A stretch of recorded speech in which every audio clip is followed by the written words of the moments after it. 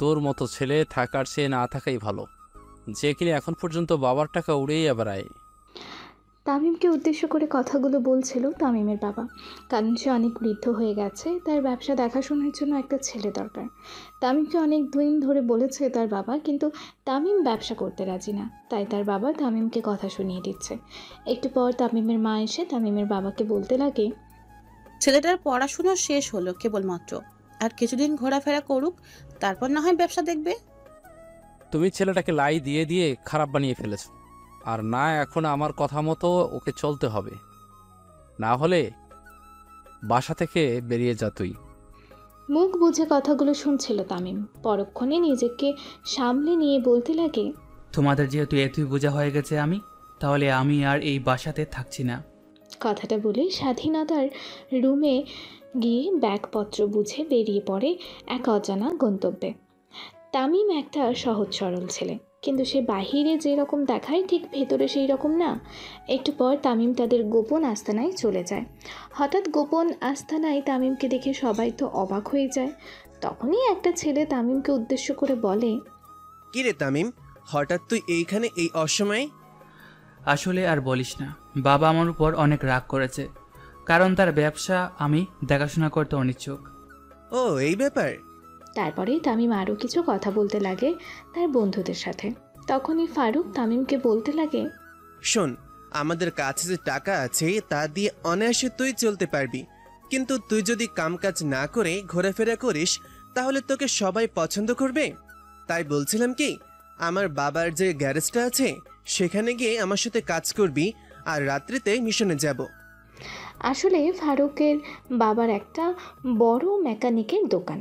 তামিম, ফারুক আর তাদের বন্ধু সবাই মিলে মেকানিক্যাল নিয়ে পড়ছে, তাই তাদের কাজ ততটুকু কঠিন হবে না।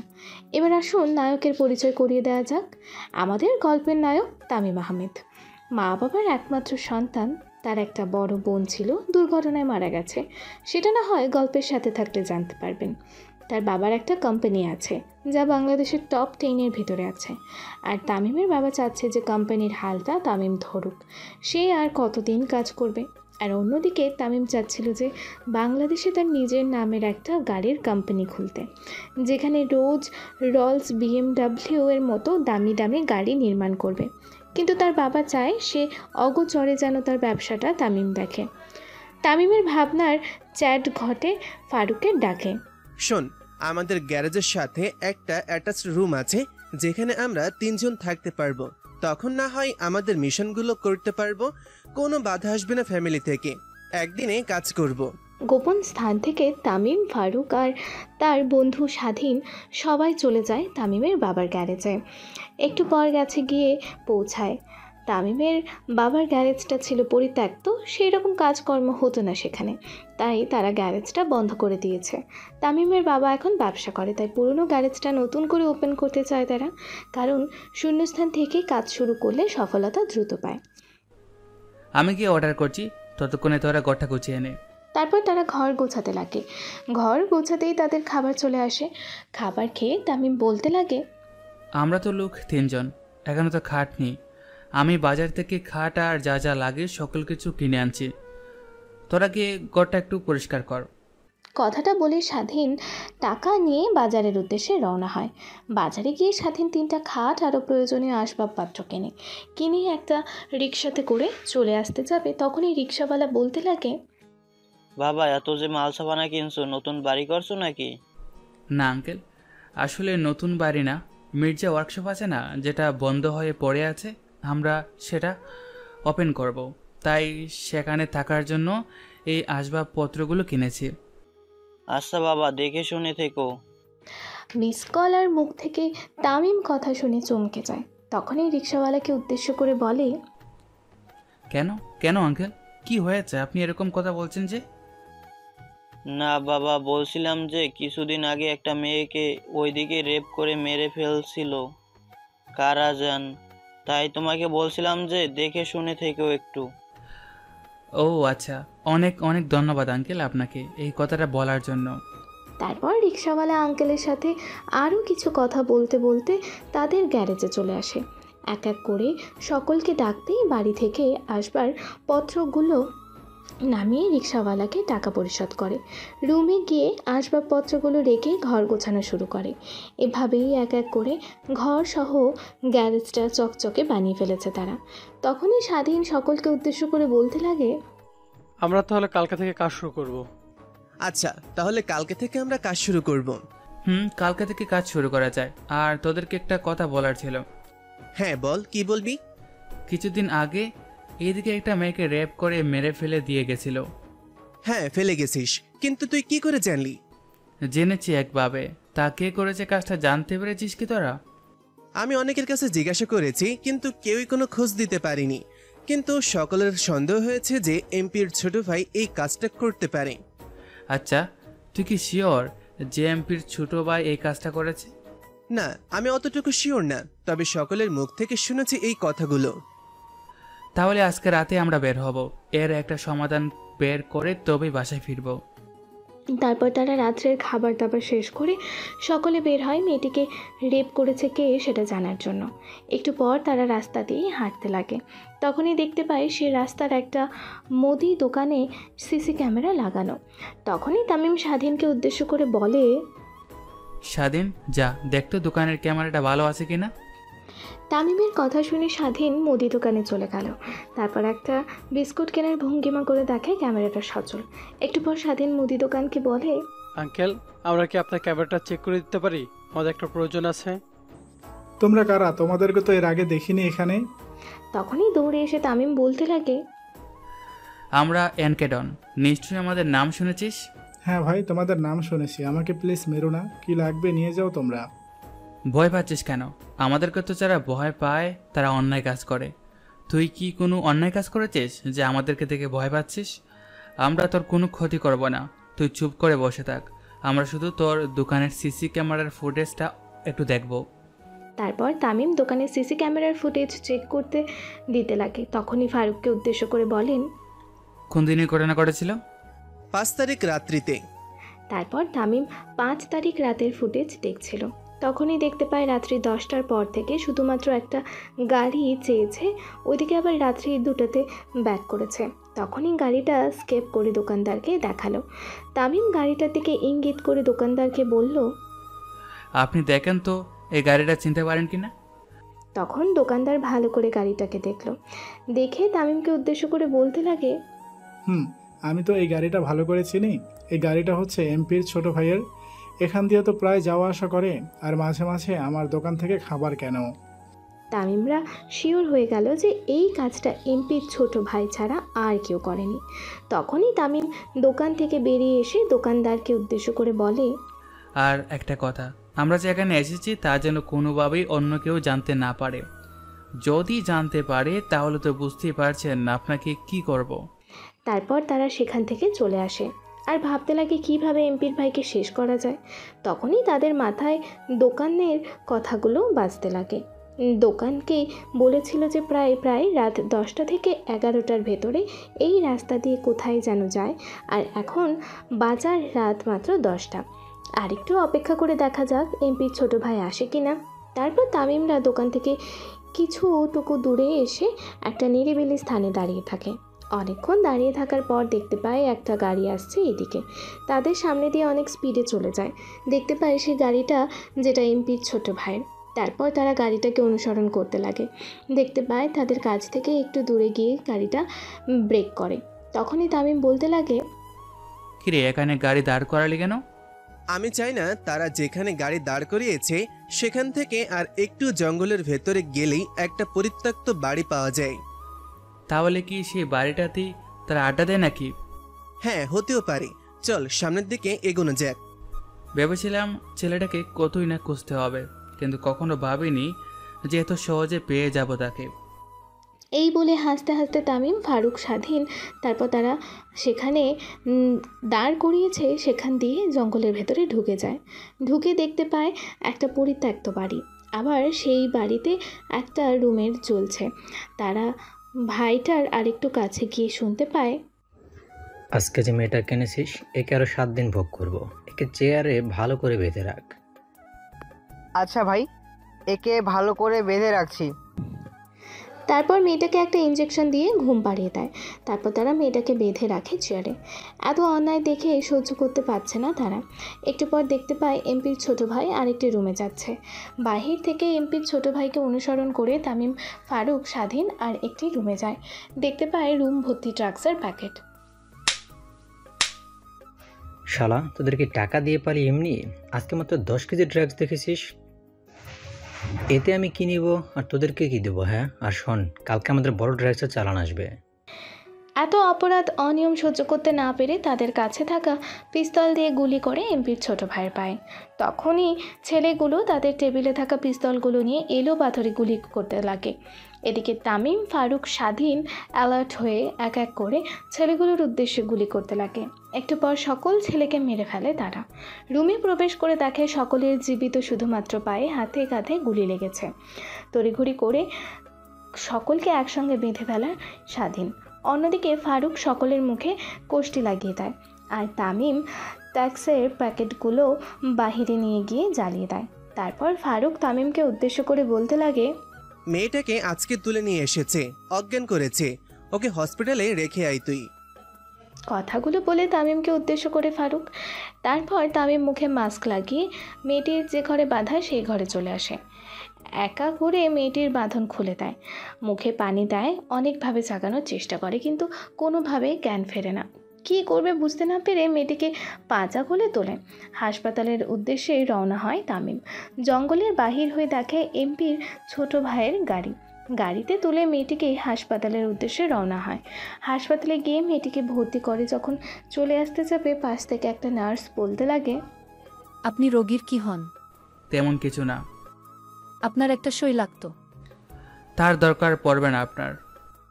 আচ্ছা, তাহলে আপনার নামটা বলে যান। আমার নাম আমার নাম এনকে। তামিমের মুখ থেকে এনকে নামটি শুনে নার্স অনেকটাই অবাক হয়ে যায়। নিজেকে আর ধরে রাখতে না পেরে অজ্ঞান হয়ে যায়। নার্সের এরকম অবস্থা দেখে তামিম মিটিমিটি হাসতে লাগে। তারপর হাসপাতাল থেকে বাহির হয়ে এমপির ছোট ভাইয়ের গাড়িটা নিয়ে আবারও রওনা হয় সেই পরিত্যক্ত বাড়ির উদ্দেশ্যে। জঙ্গলের বাহিরে গাড়ি থামিয়ে পুরনো বাড়িতে প্রবেশ করে তামিম। এসে দেখে ফারুক তামিম চেয়ারে বসে আছে। তামিমকে আসতে দেখে ফারুক বলে ওঠে, কিরে, মেয়েটাকে কই রেখে আসলি? হাসপাতালে রেখে আসছি। আচ্ছা, তোর পরিচয় তো কেউ জানতে পারেনি আবার? না, সেরকম কেউ জানতে পারেনি। মুখে মাস্ক লাগানো ছিল আর একটা নার্স। শালা খাইছে রে, একটা নার্সের উপর ক্রাশ খাইলি আবার তুই? না রে শালা, সেরকম কিছু না।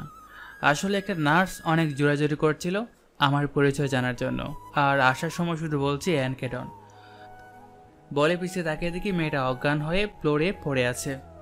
তামিমের মুখ থেকে এই রকম কথা শুনে ফারুক স্বাধীন হাসতে লাগে। তারপর আরও কিছু কথা বলে তারা ঘুমিয়ে পড়ে সেখানে। পরের দিন সকালে তামিম আর তার বন্ধুদের ঘুম ভাঙে ফোনের শব্দতে। পাশে চেয়ে দেখে একটা মোবাইল ফোন পড়ে আছে, সেখানে ফোন বাজছে। ফারুক সামনে গিয়ে ফোনটা তুলে দেখেন নাম লেখা বড় ভাই। তাদের আর বোঝার বাকি রইল না যে ফোনটা করেছে এমপি। ফোন রিসিভ না করে ফোন বন্ধ করে দিল। তারপর স্বাধীনকে পাঠাইলো খাবার আনার জন্য। স্বাধীন খাবার আনলে সকল ছেলের মুখে পানি ছিটা দিয়ে জ্ঞান ফেরায়। জ্ঞান ফিরে এমপির ছোট ভাই বলতে লাগে, কে তোরা? আমাকে এইভাবে বেঁধে রেখেছিস কেন? আমাদের পরিচয় তো না জানলেও হবে, চুপচাপ খাবারগুলো খেয়ে নে। না, আগে তোদের পরিচয়টা দে। পাশ থেকে ফারুক বলে ওঠে, এনকে ডনের নাম কখনো শুনেছিস তুই? হ্যাঁ শুনেছি, তারা নাকি অনেক ভয়ঙ্কর। আমরাই হচ্ছে এনকে ডন 3 স্টার। ফারুকের মুখে থেকে এই রকম কথা শুনে এমপির ছোট ভাই চমকে যায়। পরক্ষণে নিজেকে সামলে নিয়ে বলতে লাগে, তা আপনাদের কি ক্ষতি করেছি? আমাদের এইভাবে বেঁধে রেখেছেন কেন? তুই বোধহয় এও শুনেছিস যে অন্যায়ের প্রতিবাদ করে তারা। তুই কিছুদিন পর পর মেয়েদেরকে ধরে এনে রেপ করে মেরে ফেলিস আর সমাজে ড্রাগ সাপ্লাই করিস, এগুলো কি অন্যায় না? কথাগুলো বলছিল আর এক এক করে সকলের বাঁধন খুলে দিচ্ছে ফারুক।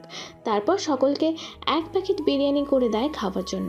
খাওয়া দাওয়া শেষ করে তামিম এমপির ছোট ভাইকে বলে, শোন, তোদেরকে আমরা ছেড়ে দেব, কিন্তু একটা শর্তে। আমাদেরকে ছেড়ে দেন, আমরা আপনার সকল শর্তে রাজি আছি। শোন, এখন ফোন দিবি তোদেরকে যে ড্রাগস সাপ্লাই করে, আর বলিস তার গোডাউনে যে ড্রাগস আছে সব যেন নিয়ে আসে আজকে রাত্রে। তারপর তামিম এমপির ছোট ভাইয়ের ফোনটা তার দিকে এগিয়ে দিল। তারপর এমপির ছোট ভাই সেই ড্রাগস ডিলারকে ফোন করে। ভাই, আমাদের যে ড্রাগস দিয়েছিলেন সব ড্রাগস বিক্রি করে ফেলেছি, আর এখন অনেক পরিমাণ ড্রাগস লাগবে আমাদের। আমি বলতে চাচ্ছি যে আপনার গোডাউনে যত ড্রাগস আছেন সব নিয়ে আসেন আজকে রাত্রিতে। আচ্ছা, আমার গোডাউনে প্রায় 2টা ড্রাগস হবে, আমি নিয়ে আসবো, আর তুই টাকা রেডি রাখিস। আর কিছু না বলতে দিয়ে ফোন কেটে দেয় তামিম। তামিমের বলা কথাগুলোই বলেছে এমপির ছোট ভাই। খাওয়া দাওয়া শেষ করার পর আবারও এক এক করে সকলকে ভাবতে লাগে, মুখে কস্টেপ লাগিয়ে দেয়। পাশের রুমে গিয়ে স্বাধীন সেই ইঞ্জেকশন আর ঘুম পড়ানো ওষুধ নিয়ে এসে সকলকে পুশ করে দেয়। তারপর তারা তিনজন সেই পরিত্যক্ত বাড়ি থেকে চলে আসে তাদের নতুন গ্যারেজে। তারপর নতুন করে তারা গ্যাংস্টার রিওপেন করে। অনেকক্ষণ বসে থাকার পর একটা গাড়ি আসে। গাড়ি আসতে দেখে তামিম এগিয়ে যায়। তামিমকে উদ্দেশ্য করে লোকটি বলে, দেখো তো বাবা কি হয়েছে, গাড়িটা স্টার্ট নিয়ে একটু দূরে যাবার পরে আবার বন্ধ হয়ে যাচ্ছে। আঙ্কেল আপনি একটু গিয়ে বসেন, আমি দেখছি। তারপরও তামিম দেখতে লাগলো গাড়ির কি হয়েছে। একটু পর তামিম গাড়ির ক্রুটি খুঁজে পেয়ে গাড়ি মেরামত করতে লাগলো। গাড়ি মেরামত শেষ করে তামিম বলতে লাগে, আঙ্কেল এদিকে আসুন, গাড়িতে উঠে স্টার্ট দেন। তারপর বৃদ্ধ লোকটি গাড়িতে উঠে স্টার্ট করতে গাড়ি স্টার্ট হয়। গাড়ি স্টার্ট হওয়া দেখে তামিম এসে বৃদ্ধ লোকটিকে বলতে লাগে, আশা করি আঙ্কেল আর কোনো সমস্যা হবে না। তারপর বৃদ্ধ লোকটি তামিমকে টাকা দিতে নেয়। বৃদ্ধ লোকের কাছ থেকে টাকা না নিয়ে তামিম বলতে লাগে, আসলে আঙ্কেল আমাদের আজ গ্যারেজটা নতুন ওপেন করেছি, আর আপনি আমাদের প্রথম কাস্টমার, তাই আপনার কাছ থেকে কোনো টাকা নেব না। বৃদ্ধ লোকটি স্বাধীনের পকেটে টাকা গুছিয়ে দিয়ে বলতে লাগে, তোমার সততা দেখে আমি মুগ্ধ। আমার একটা গাড়ি তৈরির কারখানা আছে, এই নাও আমার কার্ড। আর হ্যাঁ, কোনো প্রয়োজন হলে অবশ্যই আমাকে ফোন করবে। কথাটা বলে বৃদ্ধ লোকটি গাড়ি দিয়ে সেখান থেকে চলে যায়। এভাবেই কেটে যায় দিনটা। রাত্রিবেলা তামিম আর তার বন্ধুরা রুমে গিয়ে ফ্রেশ হয়ে তাদের পোশাক পরে পিস্তল গুজে বের হয় জঙ্গলের ভেতর পরিত্যক্ত বাড়ির উদ্দেশ্যে। তামিম আর তার বন্ধুরা জঙ্গলে পরিত্যক্ত বাড়িতে প্রবেশ করে দেখে এমপির ছোট ভাই আর তার বন্ধুরা ঠিক আগের অবস্থায় শুয়ে আছে।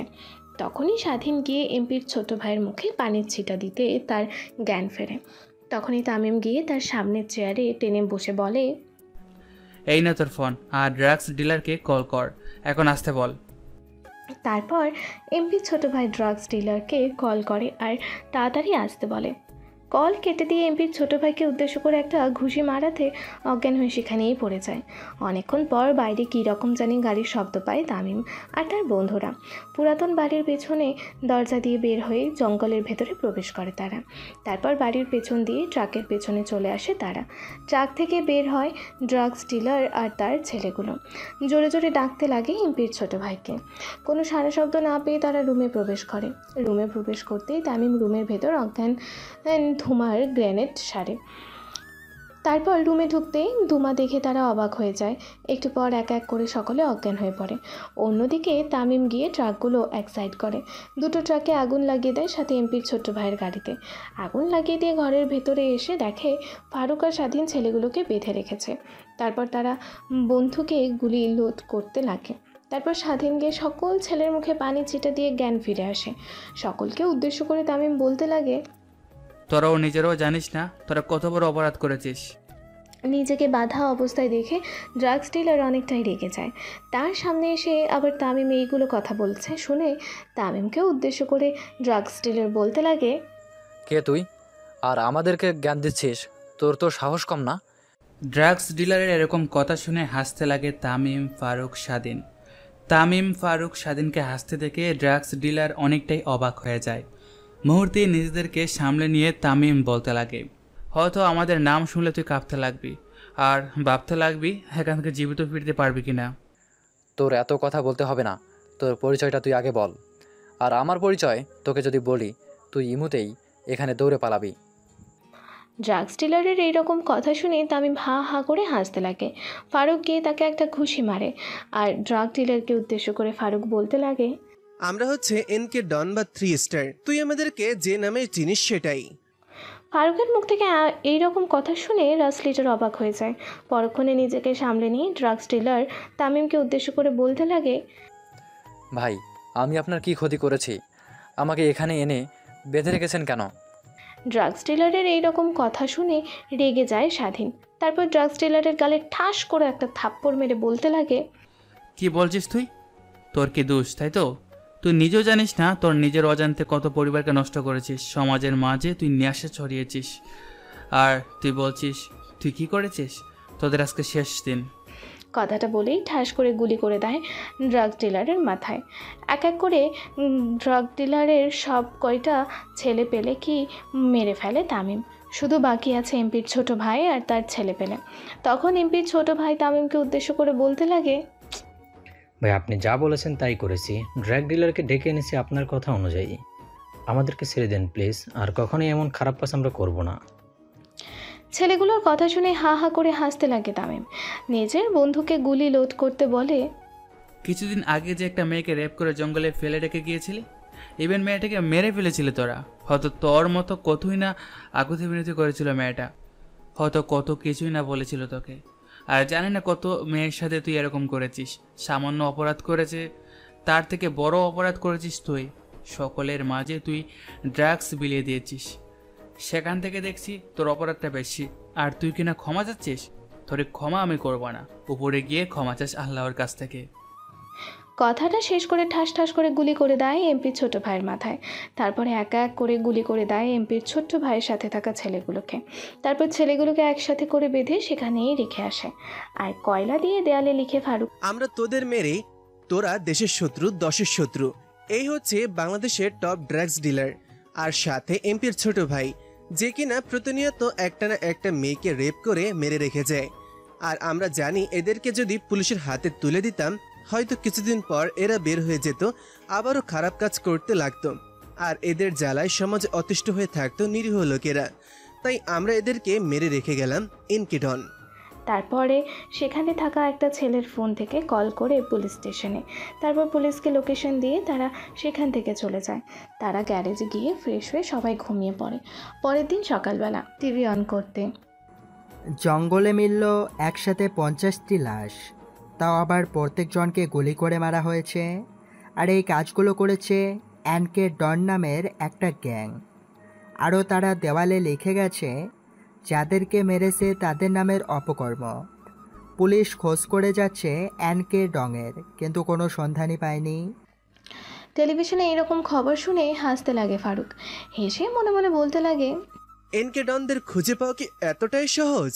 তারপর তারা ওয়াশরুমে গিয়ে ফ্রেশ হয়ে খাওয়া দাওয়া শেষ করে গ্যারেজে বসে থাকে। অনেকক্ষণ বসে থাকার পর একটা গাড়ি এসে তাদের গ্যারেজে এসে থামে। গাড়ি থেকে একটা মহিলা বের হয়ে এসে বলতে লাগে, গাড়িটা কোথায় লিক হয়ে গেছে? তারপর তামিমকে গাড়িটা সেরে দেয়। এভাবে কাটতে থাকে তাদের দিনগুলো। একদিন তারা সব গ্যারেজে কাজ করছিল, তখনই গ্যারেজে একটা নতুন গাড়ি আসে। তামিম গাড়িটার উদ্দেশ্যে যায়, গিয়ে দেখতে পায় ওই দিনে সেই বৃদ্ধ লোকটি। আসসালামু আলাইকুম আঙ্কেল, কি হয়েছে? আসলে আজকে স্টার্ট নিয়ে কিছুটা দূর যাওয়ার পর আবার বন্ধ হয়ে যাচ্ছে। দেখো তো বাবা একটু। তামিম গাড়ি ছাড়ছিল আর বৃদ্ধ লোকটার দিকে তাকাচ্ছিল। দেখতে পায় বৃদ্ধ লোকের মুখে কীরকম জানি চিন্তার ছাপ, কিন্তু ও তো মুখ দেখে বৃদ্ধকে উদ্দেশ্য করে তামিম বলতে লাগে, আঙ্কেল আপনার কি কোনো সমস্যা হয়েছে? এরকম চিন্তিত মুখ দেখাচ্ছে আপনার। কি বলবো বাবা, আমার একটা গাড়ির কোম্পানি আছে, তুমি তো জানোই কোম্পানিটা আগের মতো আর তেমন চলছে না। আমি পুরনো মডেলের গাড়ি নির্মাণ করে দেখে কেউ আর তেমন চেনে না, তাই ব্যাংক থেকে অনেক টাকা লোন নিয়েছিলাম নতুন মডেলের গাড়ি তৈরি করার জন্য। কিন্তু নতুন গাড়ির মালামাল আসার সময় আমার যে লোন ছিল সেটা ডুবে গেছে। তাই এখন চিন্তা করছি কোনোভাবেই লোন পরিশোধ করতে পারবো না। কিভাবে এখন ব্যবসা প্রতিষ্ঠানটা ব্যাংকের হাত থেকে রেহাই পাবে? বৃদ্ধের মুখ থেকে এইরকম কথা শুনে তামিম বলতে লাগে, আচ্ছা আঙ্কেল, ব্যাংক থেকে আপনি কত টাকা লোন নিয়েছিলেন? বাবা, ব্যাংক থেকে প্রায় 100 কোটি টাকা লোন নিয়েছিলাম, আর লোন পরিশোধের সময় আর মাত্র 1 মাস আছে। তাই চিন্তা করছি তিল তিল করে তৈরি করা নিজের কোম্পানির ব্যাংকের হাতে তুলে দিতে হবে শেষমেশ। আঙ্কেল, আমরা যদি ব্যাংকের লোন পরিশোধটা করে দিই? একটু মুচকি হেসে ওঠে বৃদ্ধ লোকটা। পরক্ষণে নিজেকে সামলে নিয়ে তামিমকে উদ্দেশ্য করে বলতে লাগে বৃদ্ধ লোকটি, তুমি আমার সাথে মস্করা করছো? তুমি 100 কোটি টাকা কোথায় পাবে? আসলে আঙ্কেল, আমরা বাইরের দেশ থেকে পড়াশোনা শেষ করে এসেছি। আমরা 3 বন্ধু মিলে একটা নতুন গাড়ির কোম্পানি দেওয়ার সিদ্ধান্ত নিয়েছি, আর সেখান থেকেই আমরা কিছু কিছু করে ব্যাংকে টাকা জমিয়েছি। ব্যাংকে প্রায় 100 কোটি টাকার উপরে জমা হয়েছে, তাই চাচ্ছিলাম আমরা আপনার ব্যাংকের লোনটা পরিশোধ করে দিই। আপনি না হয় পরে আমাদের টাকা দিলেন। আমি কখনোই তোমার টাকা নিতে পারবো না। তোমরা নিজের কোম্পানি নির্মাণ করবে, আর সেই টাকা আমাকে দিয়ে দিলে তোমরা কি করে আবার কোম্পানি তৈরি করবে? আঙ্কেল, আমরা না হয় আবার টাকা গুছিয়ে নেব। তখন তো তোমাদের টাকা গোছাতে অনেক দেরি হয়ে যাবে। তার চেয়ে বলি তোমরা আমার কোম্পানিটা শেয়ার হোল্ডার হয়ে যাও। যেহেতু কিছুদিন পর এমনিতেই আমার কোম্পানিটা ব্যাংকের কাছে দিয়ে দিতে হবে, সেখানে তোমরা যদি আমার কোম্পানিটা বাঁচাও তাহলে কোম্পানিটা তোমাদেরই। আর আমার কোনো ছেলেও নেই যে কোম্পানিটা চালাবে, শুধুমাত্র একটা মেয়ে, তাও বাইরের দেশে পড়াশোনা করছে। তোমরা যদি ব্যাংকে লোন 3জন পরিশোধ করো তাহলে 3জন 30% করে আমার কোম্পানির শেয়ার পাবে, আর বাকি 10% শেয়ার আমার মেয়ে পাবে। তোমরা যদি এতে রাজি থাকো তাহলে তোমাদের টাকা নিতে পারি।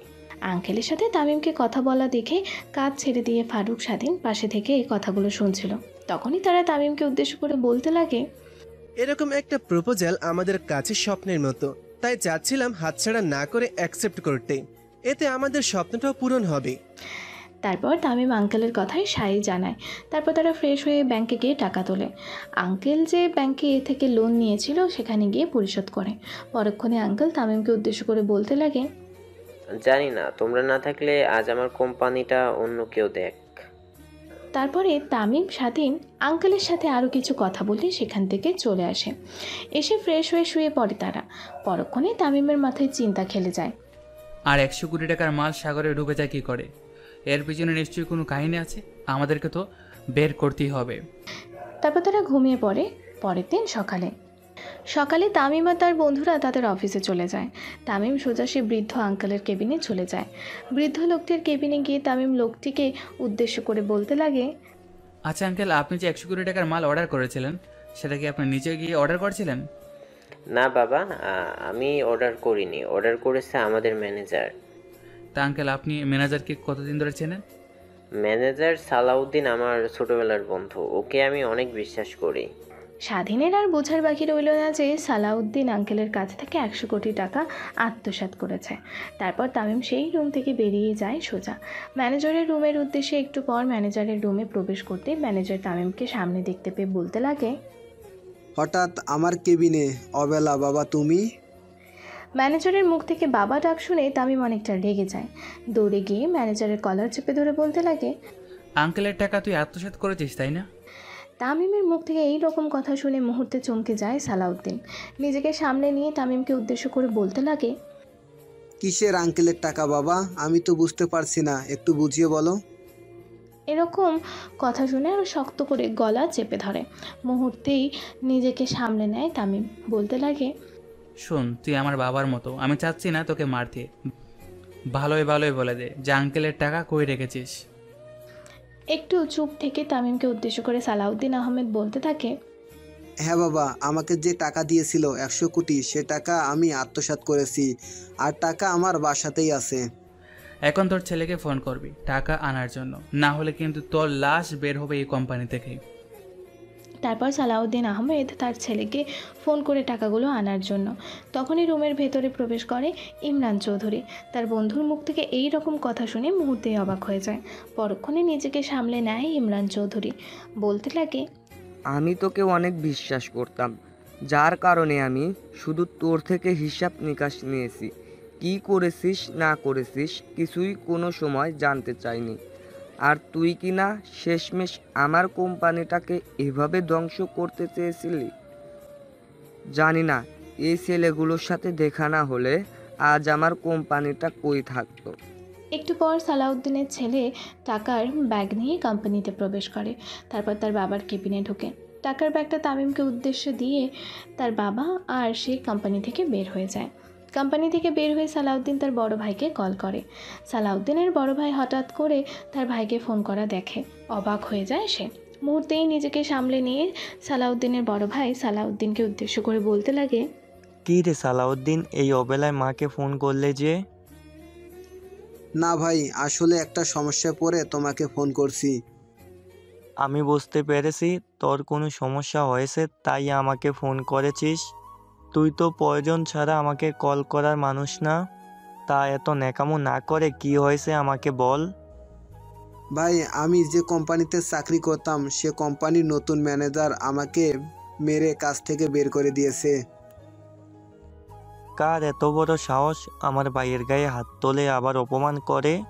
শালার নাম বল আর কই থাকে ঠিকানা বল, আজকে ওর একদিন কি আমার একদিন। তারপর সালাউদ্দিন তার ভাইকে সকল ইনফরমেশন দিতে লাগে। একটু পর পাগলা সালাম তার গোপন আস্তানা থেকে বের হয়। তামিমদের কোম্পানির উদ্দেশ্যে রওনা হতে লাগে। এদিকে তামিম আর বৃদ্ধ লোকটি টাকা পেয়ে নতুন মাল অর্ডার করতে গিয়েছে তারা। অফিসের ক্যাবিনেটে শুধু স্বাধীন আর ফারুক বসে আছে। তখনই অফিসে প্রবেশ করে পাগলা সালাম। সবাই পাগলা সালামকে দেখে সালাম দিতে লাগে। একটু পর একটা লোককে ধরে বলতে লাগে, তোদের নতুন ম্যানেজারের কেবিনটা কোন দিকে? ছেলেটা ইশারা দিয়ে বলতে দেয় ওইদিকে। তারপর পাগলা সালাম ম্যানেজার ক্যাবিনেট ওকে ফারুককে দেখতে পায়। ফারুককে দেখে কলার চেপে ধরে বলতে লাগে, তোর এত বড় সাহস, তুই আমার ভাইয়ের গায়ে হাত তুলিস, আবার অপমান করে কোম্পানি থেকে বের করে দিয়েছিস। আসলে আপনি যা ভাবছেন আমি সেটা না। আমাকে দেখার পর সবাই এই কথাটাই বলে। এই তোরা চেয়ে থেকে দেখছিস কি, শালাকে শেষ করে দে। পাগলা সালামের সাথে আসা ছেলেগুলো ফারুককে মারতে লাগে। মারার এক পর্যায়ে ফারুক যখন আধা মরা, তখন পাগলা সালাম তার ছেলেদেরকে উদ্দেশ্য করে বলতে লাগে, এই তোরা থাম, একে আর মারিস না, মরে গেলে ফাও ফাও আবার পুলিশকে টাকা দিতে হবে। যতটুকু মেরেছি ততটুকু সে বুঝে গেছে। তারপর পাগলা সালাম আর তার ভাইরা কেবিন থেকে বেরিয়ে কোম্পানি থেকে বের হয়ে যায়। অফিসের মাঝে এইরকম হুজুজ স্বাধীনতার কেবিন থেকে বের হয়ে যায়। তারপর তার সামনে থাকা একটা ছেলেকে উদ্দেশ্য করে বলতে লাগে, এই এখানে কি হয়েছে? এরকম মানুষের গ্যাঞ্জাম কেন? স্যার, মারুফ স্যারকে এখানকার বড় মাস্তান এসে মারছে। কেন মেরেছে তা কি জানতে পেরেছো? স্যার, আপনি হয়তো জানেন না, আমাদের যে পুরনো ম্যানেজার ছিল সেই ম্যানেজার হচ্ছে সালামের ছোট ভাই। আপনারা অপমান করে তাকে কোম্পানি থেকে বের করে দিয়েছেন। হয়তো সালাউদ্দিন সাহেব গিয়ে ওর ভাইকে বলে দিয়েছে, তাই তার ভাই এসে মারুফ স্যারকে মেরেছে। সে ভেবেছিলাম নতুন ম্যানেজার মারুফ সাহেব। তারপর স্বাধীন দৌড়ে ফারুকের রুমে চলে গেল। দেখতে পায় ফারুকের নাক মুখ দিয়ে রক্ত বের হচ্ছে। ফারুককে এই অবস্থায় দেখে স্বাধীন অবাক হয়ে যায়। মুহূর্তে নিজেকে সামনে নিয়ে বলতে লাগে, গাড়ি বের করো, একে হাসপাতালে নিয়ে যেতে হবে। তারপর অফিসে থাকা গাড়িতে করে ফারুককে হসপিটালে নিয়ে যায়। অন্যদিকে তামিম আর ইমরান চৌধুরী ডিলটা কনফার্ম করে আসছিল। তখনই তামিমের ফোন বাজতে লাগে। পকেট থেকে ফোন বের করে দেখে স্বাধীনের নাম্বার। ফোন রিসিভ করে কানের কাছে ধরতে স্বাধীন বলতে লাগে, তামিম, কই তুই? পাগলা সালাম নামের একটা লোক এসে ফারুককে অনেক মেরেছে। কেন মেরেছে ফারুককে? আমি তো জানি না, কোম্পানিতে থাকা একটা ছেলে বলল শহরের নামকরা মাস্তান পাগলা সালামের ভাই ছিল আমাদের পুরাতন ম্যানেজার সালাউদ। কোন হাসপাতালে ভর্তি করেছিস ফারুককে? তারপর স্বাধীন তামিমকে হাসপাতালের লোকেশন পাঠায়। তারপর ফারুক আর ইমরান চৌধুরী কোম্পানিতে না গিয়ে হাসপাতালে চলে আসে। হাসপাতালে তামিম এসে ডাক্তারের সাথে কথা বলে। ফারুকের কেবিনে চলে আসে। ডাক্তার কি বলল? আজকে গিয়ে ফারুকের বাড়িতে নিয়ে যেতে পারবো? না আঙ্কেল, আজকে না, কালকে নিয়ে যেতে বলেছে ডাক্তার। তারপর ইমরান চৌধুরী বাসায় চলে গেলে অন্যদিকে তামিম স্বাধীন ফারুকের সাথে হসপিটালে থেকে গেল। পরের দিন বিকালে ফারুককে হাসপাতাল থেকে রিলিজ করে দেয়। বাসায় গিয়ে ফ্রেশ হয়ে সকলে বসেছিল। তখন তামিম ফারুক আসার দিনকে উদ্দেশ্য করে বলে, পাগলা সালামের এত বড় সাহস, তোর গায়ে হাত তুলেছে। আজকে ওর একদিন কি আমার একদিন। কথাটা বলে তামিম তাদের আইকনিক পোশাক পরে, পকেটে করে পিস্তল নিয়ে বের হয়। কিছুক্ষণ পর তামিম গিয়ে পাগলা সেলাম দিয়ে আস্তানায় পৌঁছায়। পাগলা সেলাম যে ঘরে তার সামনে অনেকগুলো ছেলে পোস্ট থেকে মদ খাচ্ছে, তামিমকে তাদের আস্তানায় দেখে ছেলেগুলো রেগে যায়। রেগে গিয়ে তার দিকে আসতে লাগে আর বলতে লাগে, কে তুই আর এইখানে কিসের জন্য এসেছিস? তখনই তামিম ছেলেগুলোকে উদ্দেশ্য করে বলতে লাগে, আমি তোদের বাপ। কথাটা বলে তামিম ছেলেগুলোকে মারতে লাগে। এক এক করে সকলকে মেরে ঘরের দরজা ভেঙে ঘরের ভেতর প্রবেশ করে তামিম। অন্যদিকে পাগলা সালাম মেয়ে নিয়ে শুয়েছিল ঘরের ভেতর। হঠাৎ তার কাছে বাধা দেওয়ায় বেগতিকে রেগে যায় পাগলা সালাম। মুহূর্তে নিজেকে সামলে নিয়ে পাগলা সালাম বলতে লাগে, কে তুই? আর তোর সাহস তো কম না, আমার আস্তানায় এসে আমার ঘরের দরজা ভেঙে প্রবেশ করেছিস? পাশ থেকে মেয়েটি উঠে চলে যায়। দৌড়ে গিয়ে তামিম পাগলা সালামের গলা চেপে ধরে আর বলতে লাগে, আমি তোর বাপ আর তোকে শেষ করতে এসেছি পাগলা। তোর সাহস তো কম না, আমার আস্তানায় এসে আমার উপরে গলা বেড়ে কথা বলছিস? কে কোথায় আছিস? শালাকে ধর। এই রকম কথা শুনে তামিম হা হা করে হাসতে লাগে। একটু পর নিজেকে সামলে নিয়ে বলতে লাগে, তোর ফালতু কুত্তাগুলো সবাই শুয়ে আছে মাটিতে, এখন তোকে শোয়াবো আমি। কথাটা শেষ হতে তামিম তার কোমর থেকে পিস্তল বের করে পাগলা সালামের পায়ে গুলি করে দেয়। পাগলা সালাম তার পা ধরে মাটিতে বসে পড়ে। এক এক করে ঘরের ভেতরে ছেলেগুলো কেউ নিয়ে আসে। সব ছেলেগুলোই অচেতন অবস্থায় রয়েছে। একটু পর তামিম তার কোমর থেকে প্লাস বের করে। প্রত্যেকটা ছেলের একটা করে আঙুল কাটতে লাগে। এদিকে পাগলা সালাম পাও ধরে সকল দৃশ্য দেখছিল। সকলের হাতের একটা করে নখ কাটার পর যখন সালামের কাছে আসে তখন সালাম ভীত কণ্ঠে বলতে লাগে, ভাই কে আপনি? আপনার তো আমরা কোনো ক্ষতি করিনি, আর আপনাকেও আমরা চিনিও না, তাহলে কেন আমাদেরকে এরকমভাবে মারছেন? তখনই আসে তামিম পাগলা সালামের বলা কথাগুলো শুনে হা হা করে হাসতে লাগে। হাসতে হাসতে পাগলা সালামের কাছে থেকে কিছুটা দূরে গিয়ে অন্য পাশ করে হাসতে লাগলে পরক্ষণে এর আগের দৃষ্টি নিক্ষেপ করে পাগলা সালামের উপর। আমার পরিচয় জানতে চাস তুই? হ্যাঁ, আমার পরিচয় জানলে হয়তো তুই মুতে দিবি। আমার নাম হচ্ছে এনকে ডন। তামিমের মুখ থেকে এমকে ডন নাম শুনে পাগলা সালাম মুহূর্তের মধ্যেই কেঁপে ওঠে। নিজেকে সামলে নিয়ে বলতে লাগে, ভাই আপনার নাম অনেক শুনেছি, আমরা তো আপনার কোনো ক্ষতি করিনি, কেন আমাদেরকে এভাবে মারলেন? আমার কোনো শত্রু লাগে না, সাধারণ মানুষের শত্রুই আমার শত্রু, বুঝতে পেরেছিস তুই?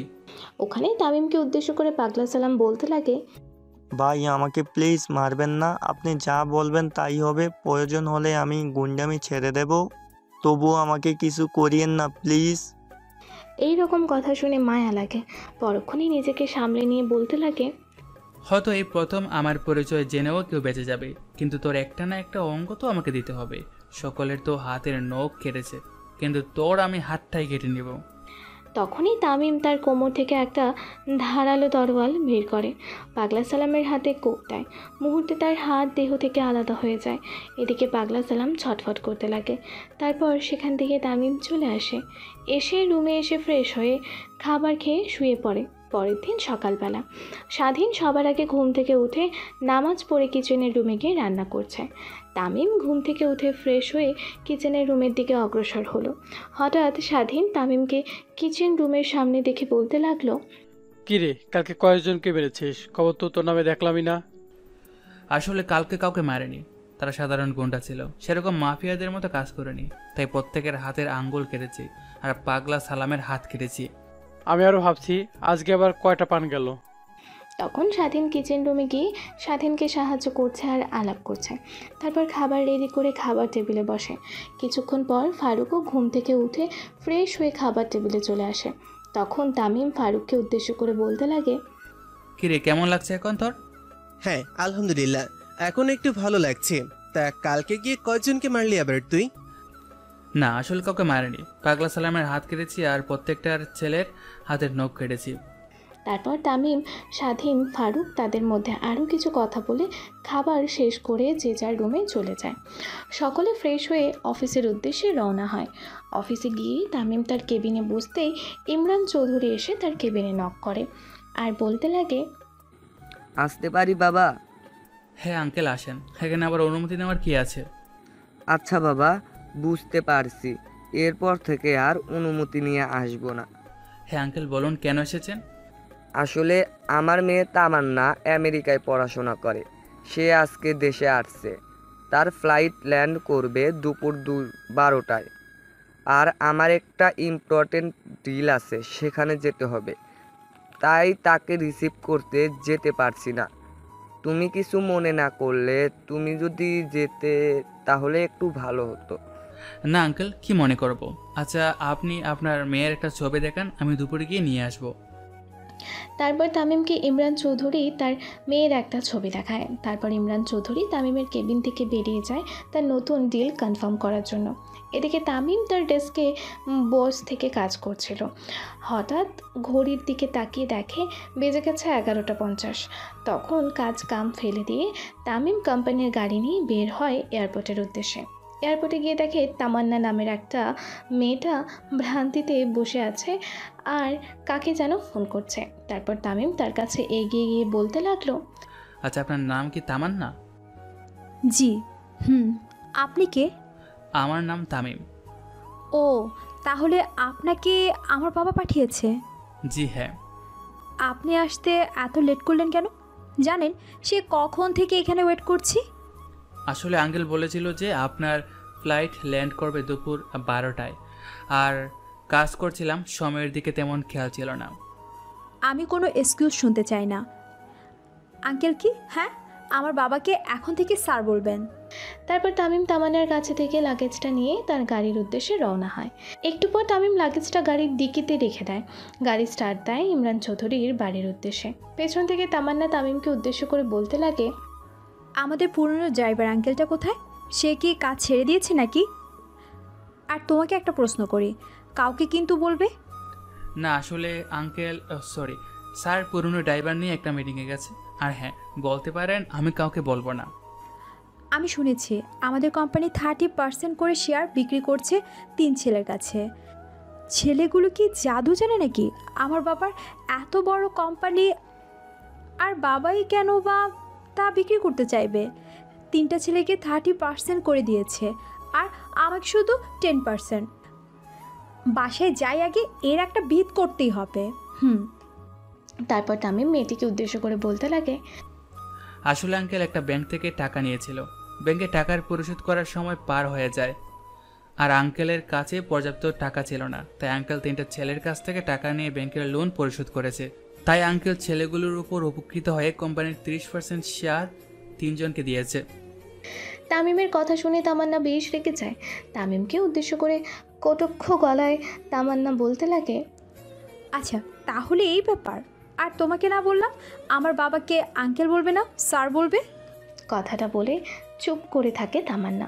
গাড়ি চলতে লাগে তার আপন গতিতে। একটু পর গাড়ি এসে থামে তামান্নাদের বাড়ির সামনে। তামান্না দৌড়ে গিয়ে তার মাকে জড়িয়ে ধরে। তামিম গাড়ির ডেকে থেকে তামান্নার লাগেজটি বের করে বাড়ির ভেতরে রাখে। অফিসের উদ্দেশ্যে রওনা হয়ে একটু পর অফিসে গিয়ে তামিম বোঝায় আর বারবার শুধু সেই মেয়েটার বলা কথাগুলো কানে বাজছে। বাড়ি আর অফিস এইভাবে কাটতে লাগে তামিম ফারুক স্বাধীনের জীবন।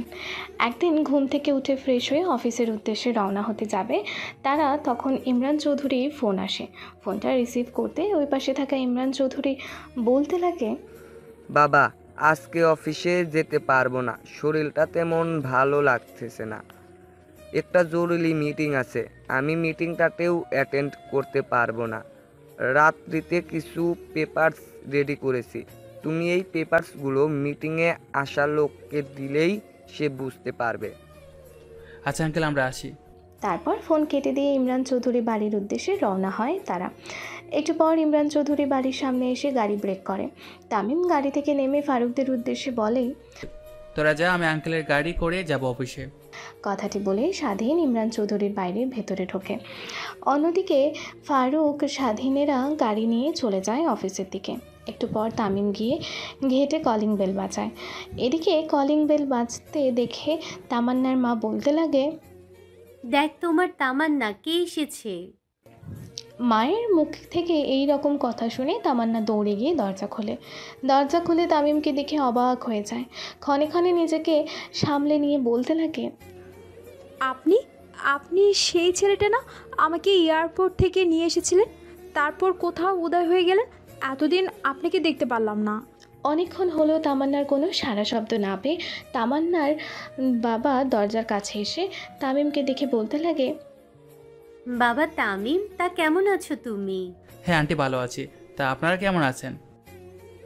বাবা আমরা ভালো আছি, তবে তোমার আঙ্কেল একটু অসুস্থ।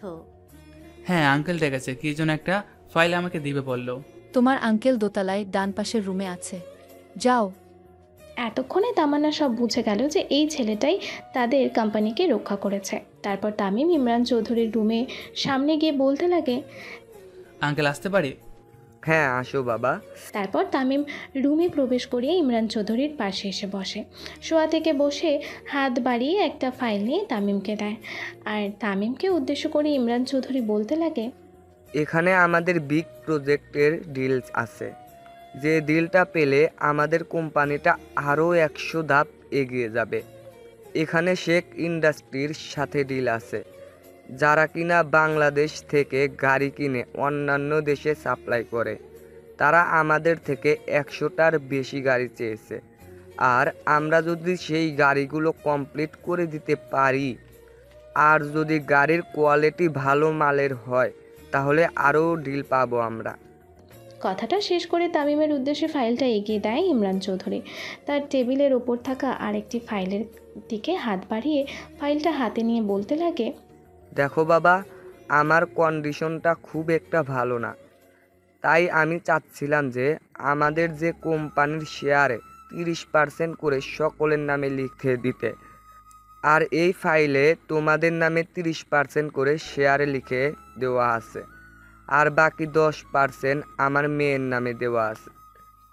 তারপর তামিম ইমরান চৌধুরীর হাত থেকে ফাইলটা নিয়ে বলতে লাগে, আঙ্কেল, আমরা চাচ্ছিলাম যে আপনার কোম্পানির 30% নয় 20% করে শেয়ার নিতে, আর বাকি যে 10% করে থাকে সেই 10%-এর মোট 40% শেয়ার আপনার মেয়ে পাক। আমাদেরকে বিশ্বাস করে আপনি 30% শেয়ার দিয়েছেন। আমাদের 30% লাগবে না, আমাদের 20% দিলেই আমরা তাতে সন্তুষ্ট। আমার কোম্পানি মাত্র এমপ্লয়, আর আপনার কোম্পানির মালিক থাকবে আপনার মেয়ে। তামিমের মুখ থেকে এই রকম কথা শুনে ইমরান চৌধুরী মুচকি হেসে ওঠে। মুহূর্তেই নিজেকে সামলে নিয়ে ইমরান চৌধুরী তামিমকে উদ্দেশ্য করে বলতে লাগে, তোমাদের কাছ থেকে আমি এমনটাই আশা করেছিলাম। আর হ্যাঁ, তোমাদের 30% শেয়ার দেওয়ার কারণ আছে। আমার কোম্পানিটা পথে বসে যেতেও যদি তোমরা এগিয়ে না আসতে। আর একটা কথা, আমার মেয়ের ভবিষ্যতের জন্য মেয়ের ব্যাংক অ্যাকাউন্টটাতে এমনিতেই প্রায় 50 কোটি টাকা আছে। এতেই ওর জীবন পার হয়ে যাবে। আমার মেয়েকে 40% না 10% দিলেন। ইমরান চৌধুরীর কথা বলার মাঝে তামিম বলে ওঠে, না আঙ্কেল, আমরা তা নিতে পারবো না। আমরা 3 জনে ডিসকাস করে এটা মেনে নিয়েছি। আর আমাদের টাকা এমনিতে কোনো না কোনো খাতে ব্যয় হতো, হয়তোবা তাতে থেকে আমাদের কিছু টাকা লাভ হতো কিংবা লস যেত। তাই টাকাগুলো আমরা ভালো জায়গায় ব্যবহার করতে পেরেছি, এটাই আমাদের কাছে অনেক বড় পাওনা। কথা শেষ করে তামিম উঠতে যাবে, তখন তামিমের হাত ধরে ইমরান চৌধুরী বলতে লাগে, আচ্ছা, তোমরা যা ভালো মনে করো তাতেই আমি সন্তুষ্ট। আর হ্যাঁ, একটা কথা, জানি না আমি কতদিন আর বাঁচব। তোমরা দেখে শুনে আমার মেয়েকে একটা ভালো জায়গায় বিয়ে দিয়ে দিও। আঙ্কেলের সাথে আরও প্রয়োজনীয় কথা বলে সেখান থেকে বের হতে যাবে, তখন তামান্না ঘরের ভিতর প্রবেশ করে। তারপর তামিম পিছনে ঘুরে আঙ্কেলের কাছে এসে বলতে লাগে, আঙ্কেল, আমাদেরকে যে গাড়িটা দিয়েছেন সেই গাড়ি করে ফারুক স্বাধীন অফিসে চলে গেছে। তাই বলছিলাম, আপনি যদি আপনার গাড়িটা দিতেন তাহলে অফিসের মিটিংয়ে দ্রুত অংশগ্রহণ করতে পারতাম। তামিম কথাগুলো বলছিল ইমরান চৌধুরীকে উদ্দেশ্য করে। কথা শেষ হওয়ার পর তামান্না তামিমকে উদ্দেশ্য করে বলতে লাগে, বাবা, আজকে আমি শপিংয়ে যাব, তাই কার্ডটা দিতে পারছি না তাকে। ইমরান চৌধুরী কিছুক্ষণ ভেবে তামান্নাকে উদ্দেশ্য করে বলতে লাগে, শোন, তোর তো শপিং করতে অনেকক্ষণ সময় লাগবে, আর ততক্ষণে ড্রাইভার তামিমকে আমাদের অফিসে নামিয়ে দিয়ে আসবে। বাবার মুখ থেকে এই রকম কথা শুনে মুহূর্তেই বোকা বনে যায় তামান্না। একটু পর নিজেকে সামলে নিয়ে বলতে লাগে, আচ্ছা বাবা, তাহলে তাই করি। তারপর তামিম রুম থেকে বেরিয়ে আসে গাড়িতে করে অফিসের উদ্দেশ্যে রওনা হওয়ার জন্য। তামিম গিয়ে গাড়িতে বসে পড়ে। অনেকক্ষণ অপেক্ষা করার পরও তামান্নার কোনো খোঁজ নাই। গাড়ি থেকে নেমে তামিম তামান্নাকে ডাকতে যাবে, তখন দেখতে পায় দরজা দিয়ে তামান্না আসছে গাড়ির উদ্দেশ্যে। তামান্নাকে দেখে তামিম মনে মনে বলছে, এটা তো মেয়ে নয়, একটা আস্ত পরি। তখনই তামান্নার সামনে এসে হা করে তাকিয়ে থাকতে দেখে তুড়ি মেরে বলতে লাগে, এরকম হা করে তাকিয়ে কি দেখছেন আপনি? নিজের মুখ বোঝেন, না হলে মুখের ভিতরে মাছি প্রবেশ করবে। তামান্নার কীরকম কথায় মুহূর্তে আবুল বনে যায় তামিম। নিজেকে সামলে নিয়ে বলতে লাগে, গাড়িতে উঠুন, জলদি যেতে হবে। আপনি নিজেই না বললেন আপনাকে তাড়াতাড়ি শপিং মলে যেতে হবে, আর আপনি লেট করলেন। না, আসলে আপনি কথা কম বললে চলেন। তারপর গাড়ি চলতে লাগলো তার নিজ গন্তব্যের উদ্দেশ্যে। শপিং মল আসতে গাড়ি থেকে নেমে পড়ে তামান্না। তারপর গাড়ি চলতে লাগে কোম্পানির উদ্দেশ্যে। আর অন্যদিকে তামান্না আর তামান্নার বাবা অর্থাৎ ইমরান চৌধুরী বসে আছে বসার রুমে। তখনই তামান্নার মা ইমরান চৌধুরীকে উদ্দেশ্য করে বলতে লাগে, আচ্ছা তামিম, ছেলেটা কীরকম? ওর সম্বন্ধে তুমি কি কোনো পরিচয় জানো? কি করে বাবা মা, কোথায় থাকে, কি করে? হঠাৎ এরকম পোস্ট নিয়ে বোকা বনে যায় ইমরান চৌধুরী। কথা তো সত্যি, এত বড় দায়িত্ব তা একটা ছেলেকে দিয়েছে, কিন্তু তার সম্পর্কে ভালো করে জানেই না। ইমরান চৌধুরীকে এইরকম ভাবতে দেখে তামান্নার মা বলতে লাগে, এরকম মুখ করে বসে আছো কেন? কি চিন্তা করছো তুমি? না, আসলে ছেলেটার ব্যাপারে তেমন কিছুই জানি না আমি, শুধুমাত্র তাদের নামই জানি। তুমি যে গোবৎ, সে গোবতই থেকে গেলে, তাদের সম্বন্ধে তোমার জানা উচিত ছিল না? আচ্ছা, তুমি হঠাৎ করে তামিমদের পিছনে পড়লে কেন? কি হয়েছে একটু খুলে বলবে? আসলে আমি জানতে চাইছিলাম যে ছেলেটার পরিবার কেমন, ছেলেটা কেমন। 3টা মাস হলো তামিমের সাথে আমি চলেছি। আমার সকল বিজনেসের পার্টনারদের সাথে পরিচয় করিয়ে দিয়েছি ছেলেটাকে। ছেলেটার কথার মাঝে কখনো আমি খারাপ কোনো উদ্দেশ্য খুঁজে পাইনি। আর ছেলেটা ভালোই। ছেলেটার পরিবার কী রকম হবে তা আমি জানি না। তুমি এখন তামিমকে ফোন করবে আর বলবে বাসে যাওয়ার সময় তোমার সাথে দেখা করে যেতে। ওকে। তারপর ইমরান চৌধুরী রুম থেকে তামান্নার মা বেরিয়ে কিচেন রুমে চলে যায়। এদিকে তামিম অফিসে এসে তার ডেস্কে ঢুকে ফ্রেশ হয়ে কনফারেন্স রুমে চলে যায়। কনফারেন্স রুমে কিছুক্ষণ বসে থাকার পর দেখতে পায় একটা ভদ্রলোক আসছে। ভদ্রলোকের চেহারাটা দেখে তামিম অবাক হয়ে যায়। পরক্ষণে নিজেকে সামলে নিয়ে ভদ্রলোককে সালাম জানায়। আসলে তামিমের বাবাই হচ্ছে সেই ভদ্রলোক। তামিমের বাবা কীরকম যেন চেনা গলার স্বর শুনে মুখ তুলে তাকায়। ছেলেকে দেখতে পেয়ে ব্যাকুল হয়ে যায়। পরক্ষণে নিজেকে সামলে নিয়ে সালামের উত্তর দিয়ে কনফারেন্স রুমের চেয়ারে বসে পড়ে। তারপর তামিম তাদের প্রজেক্টটা ভালো করে দেখাতে লাগে। একটু পর তার বাবা তার দিকে অশ্রু নয়নে দৃষ্টিতে তাকিয়ে আছে। দেখতে পায় সেটা তামিম। তামিমের চোখ দিয়েও এক ফোঁটা পানি বের হয়। লঘু চক্কর আড়ালে চোখ থেকে পানি ফোঁটা মুছে ফেলে। পরে তামিমের প্রজেক্ট দেখে সকলে হাততালি দিতে লাগে। তখন তামিমের বাবা সকলকে হাততালি দিতে দেখে তিনিও হাততালিতে লাগে। একটু পর ডিলে সই করে ডিল কনফার্ম করে। তারপর তামিমের বাবা কনফারেন্স রুমের সকলের উদ্দেশ্য করে বলে, শোনো, তোমরা সবাই কনফারেন্স রুম থেকে বেরিয়ে যাও, শুধু তামিম ছাড়া। তারপর এক এক করে কনফারেন্স রুম থেকে সকলে বের হতে লাগে। সকলে বের হয়ে গেলে তামিমের বাবা কান্না করতে করতে ছেলেকে জড়িয়ে ধরে। পরক্ষণেই নিজেকে সামলে নিয়ে বলতে লাগে, তোকে কত খুঁজেছি আমরা, তুই কি তো জানিস তোর মা তোর সাথে দেখা করবে বলে আজও কান্না করে প্রতি রাত্রিতে। তোর মা শুধু তোকে নিয়ে চিন্তা করতে করতে না খেয়ে খেয়ে নিজের অবস্থা একদম বেগতি বানিয়ে ফেলেছে। আমাদের কথা কি তোর একবারও মনে হয়নি? তখন না হয় রেগে গিয়ে তোকে কথাগুলো বলেই উঠেছিলাম। আমি তো তোর বাবা, বাবা হয়ে কখনো কিছু বের খারাপ চাই? তারপর তামিম ও তার বাবাকে জড়িয়ে ধরে কান্না করে দেয়। পরক্ষণে নিজেকে সামলে নিয়ে তামিম বলতে লাগে, আমি চাচ্ছিলাম তোমাদের সাথে দেখা করতে, এই দিনটা শেষ করে। তামিম আর তামিমের বাবার কনফারেন্স রুমে কথা বলছিল। তখনই তামিমের ফোনে কে যেন ফোন করে। ফোনটা রিসিভ করতে ওই পাশ থেকে ইমরান চৌধুরী বলতে লাগে, বাবা তামিম, তুমি একটু আমার সাথে দেখা করতে পারবে? অফিস শেষে কিংবা এখনও আসতে পারো। আচ্ছা আঙ্কেল, দেখছি অফিস শেষ করে নাকি এখনই যেতে পারি। তামিম আঙ্কেলের সাথে কথা বলে ফোন রেখে দেয়। তারপর তামিমের বাবা তার দিকে তাকিয়ে প্রশ্নসূচক দৃষ্টিতে বলতে লাগে, কে ফোন করেছিল? আসলে এই অফিসের চেয়ারম্যান ইমরান চৌধুরী। তা তুই এখানে কিভাবে আসলি? তারপর তামিম শুরু থেকে শেষ পর্যন্ত খুঁটিয়ে খুঁটিয়ে তার বাবাকে বলতে লাগে। অন্যদিকে তামান্নার মা, তামান্নার বাবা কেউ অর্থাৎ ইমরান চৌধুরীকে বলছে, শোনো, তামিম ছেলেটাকে আমার অনেক পছন্দ হয়েছে। আমি বলতে চাচ্ছিলাম তামিম ছেলেটা আমাদের মেয়ে তামান্নার জন্য পারফেক্ট হবে। কি? ছেলেটা যদি আমাদের থেকেও কোনো বড় বংশের ছেলে হয় তাহলে কি হবে? তাদের কথা বলার মাঝে কলিং বেল বেজে ওঠে। তামান্নার মা দৌড়ে গিয়ে দরজা খুলে দেখতে পায় তামিম আর তার সাথে একটা বৃদ্ধ লোক। তামিম দরজা খুলে তামান্নার মাকে এভাবে তাকিয়ে থাকতে দেখে তামান্নার মাকে উদ্দেশ্য করে বলতে লাগে তামিম, আন্টি, এই হচ্ছে আমার বাবা। আর আঙ্কেল ডেকেছিল কি জন্য প্রয়োজনে কথা বলবে, তাই অফিস থেকে চলে এসেছি আর আঙ্কেলকে আমার বাবার সাথে পরিচয় করে দিতে। তারপর তামিম তামান্নার মায়ের সাথে তার বাবাকে পরিচয় করিয়ে দিয়ে তামান্নার বাবার রুমের দিকে অগ্রসর হয়। তামান্নার বাবার রুমের সামনে গিয়ে দরজায় কড়া নেড়ে বলতে লাগে, আঙ্কেল আসতে পারি? শোয়া থেকে উঠে দরজার দিকে তাকিয়ে ইমরান চৌধুরী দেখতে পায় তামিমকে। পরক্ষণে তামিমের দিকে তাকিয়ে থেকে ইমরান চৌধুরী বলতে লাগে, হ্যাঁ আসো বাবা। তামিম ঘরের ভেতরে প্রবেশ করে পিছে পিছে তার বাবা। তামিম তার বাবার সাথে ইমরান চৌধুরীর পরিচয় করিয়ে দেবে তার আগে দেখতে পায় তামিমের বাবা গিয়ে ইমরান চৌধুরীকে জড়িয়ে ধরে আর বলতে লাগে, কেমন আছিস তুই?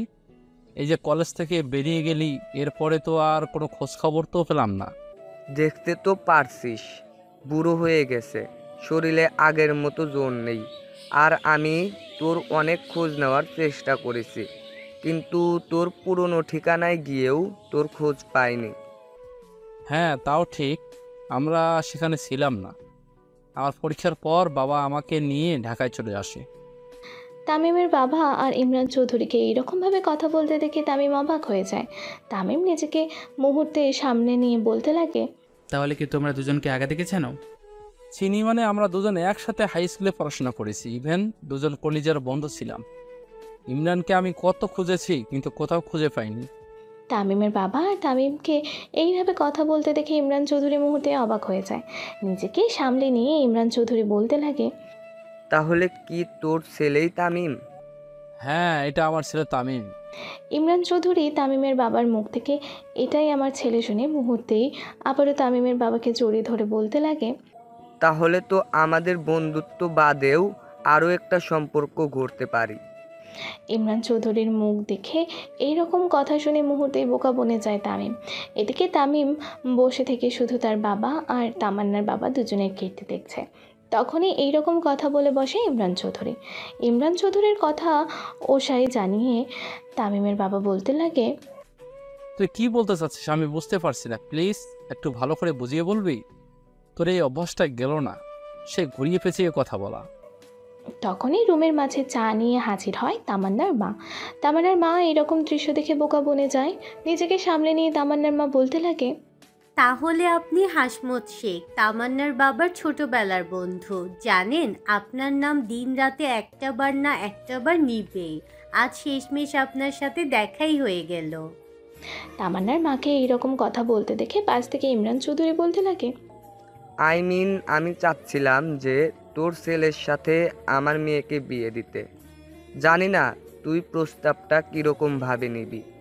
আমার ইচ্ছা, তোকে বললাম, বাকিটা তোর ইচ্ছা আর তোর ছেলের ইচ্ছা। ইমরান চৌধুরীর মুখ থেকে এইরকম কথা শুনে মুহূর্তের মাঝে বোকা বনে যায় তামিম। তারপর তামিমের বাবা তামিমের দিকে তাকিয়ে বলতে লাগে, তুই কি বলিস বাবা? তোমরা যা ভালো বোঝো তাই করো। কথাটা শেষ করে তামিম সেখানে আর না দাঁড়িয়ে গাড়ির কাছে চলে আসে। একটু পর তামান্না উপবেশ করে বাড়ির ভেতরে। স্বাধীনকে বাইরে দাঁড়িয়ে থাকতে দেখে তামান্না বলতে লাগে, আপনি এখানে দাঁড়িয়ে আছেন কেন? ভিতরে আসুন। আপনি কি সেই আমার সাথে বের হয়েছিলেন শপিং করার জন্য, আর এইমাত্র আসলেন? হুম। এখান থেকে সোজা আপনার রুমে যাবেন, তাহলেই বুঝতে পারবেন আমি বাইরে দাঁড়িয়ে আছি কেন। তামান্না সেখানে আর না দাঁড়িয়ে থেকে ড্রাইভারকে বলে তার রুমে যেন তার শপিং ড্রেসগুলো রেখে আসে।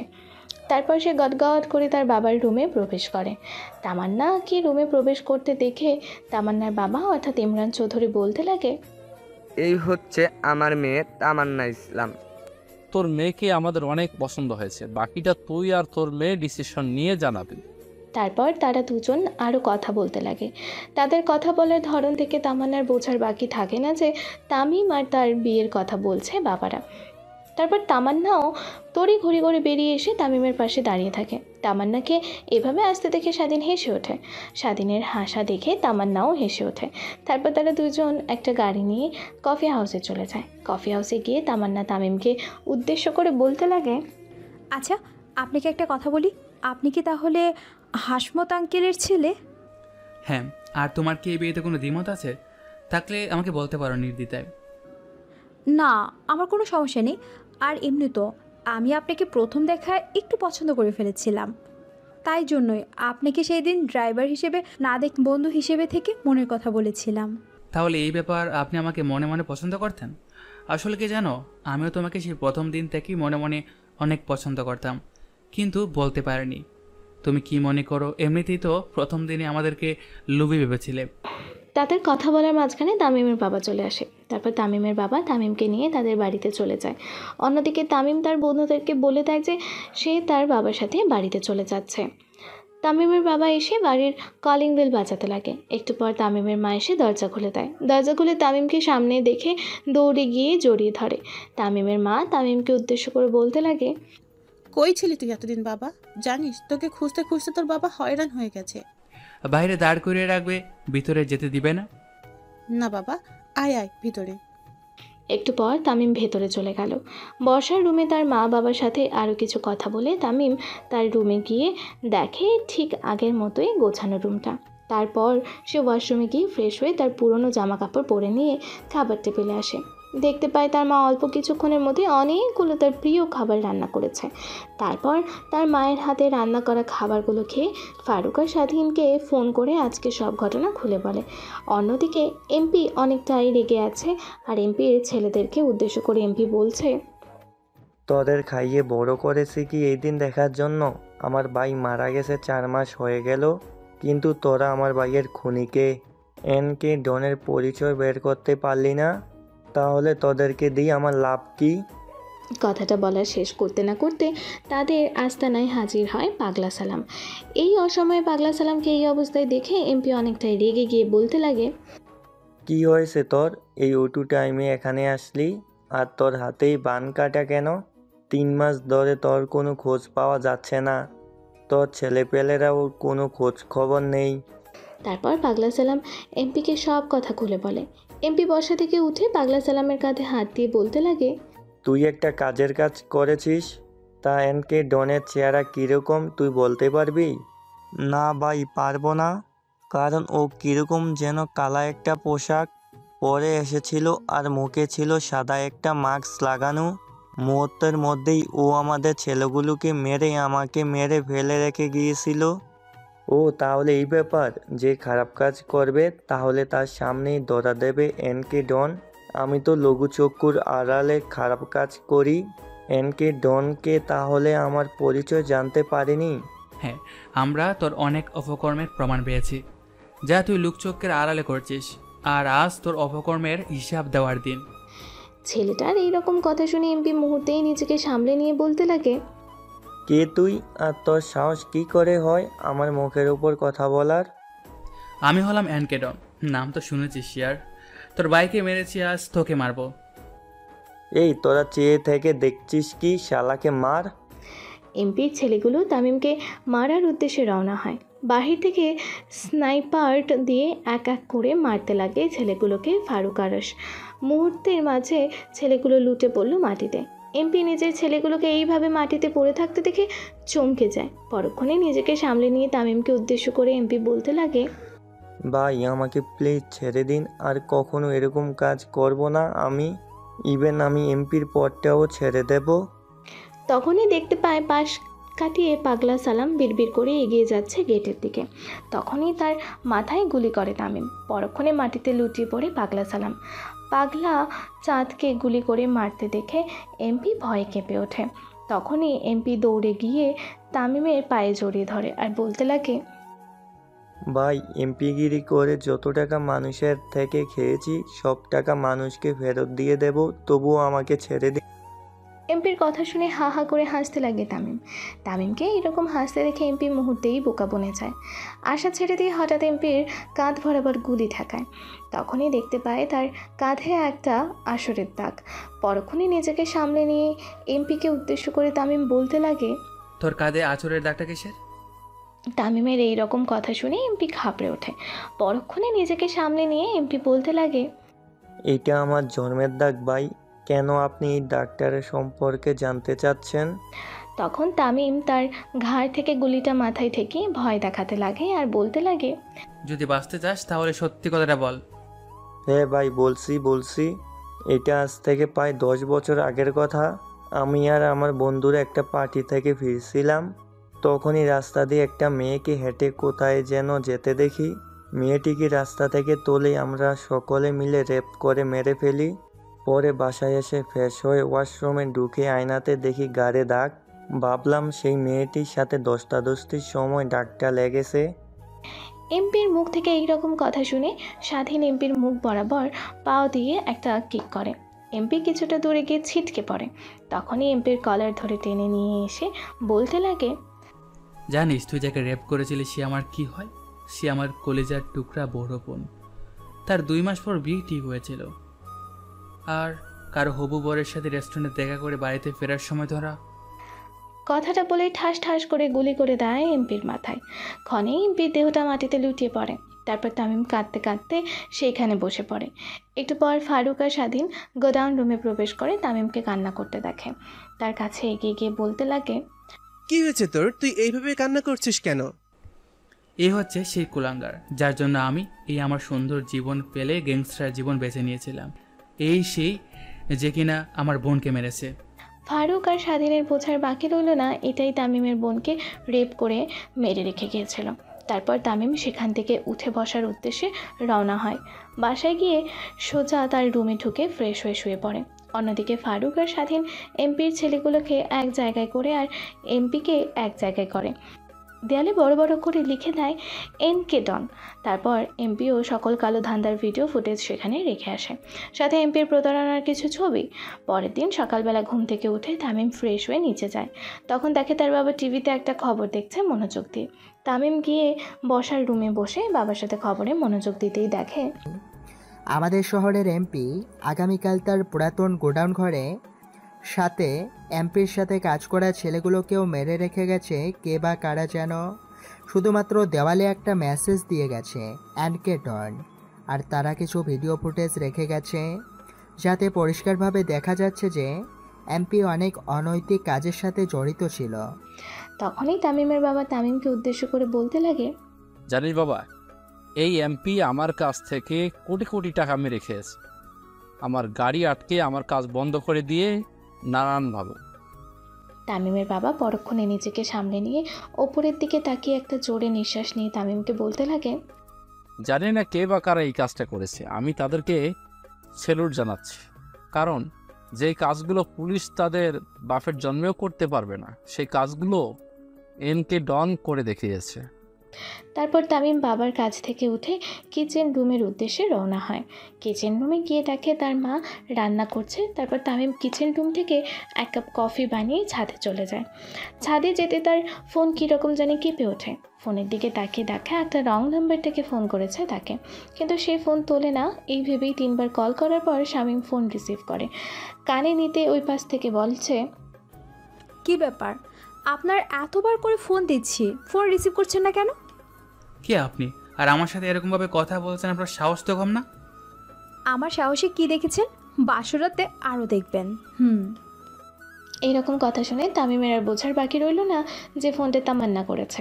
তারপর তামান্নাকে উদ্দেশ্য করে তামিম বলতে লাগে, না আসলে আমি অপরিচিত নাম্বার কখনো রিসিভ করি না। তো তোমার নাম্বার তো আমার কাছে নাই, আর সেভও করা নেই যে তুমি ফোন দিলে আমি তোমার নাম্বার বুঝে ফোন রিসিভ করব।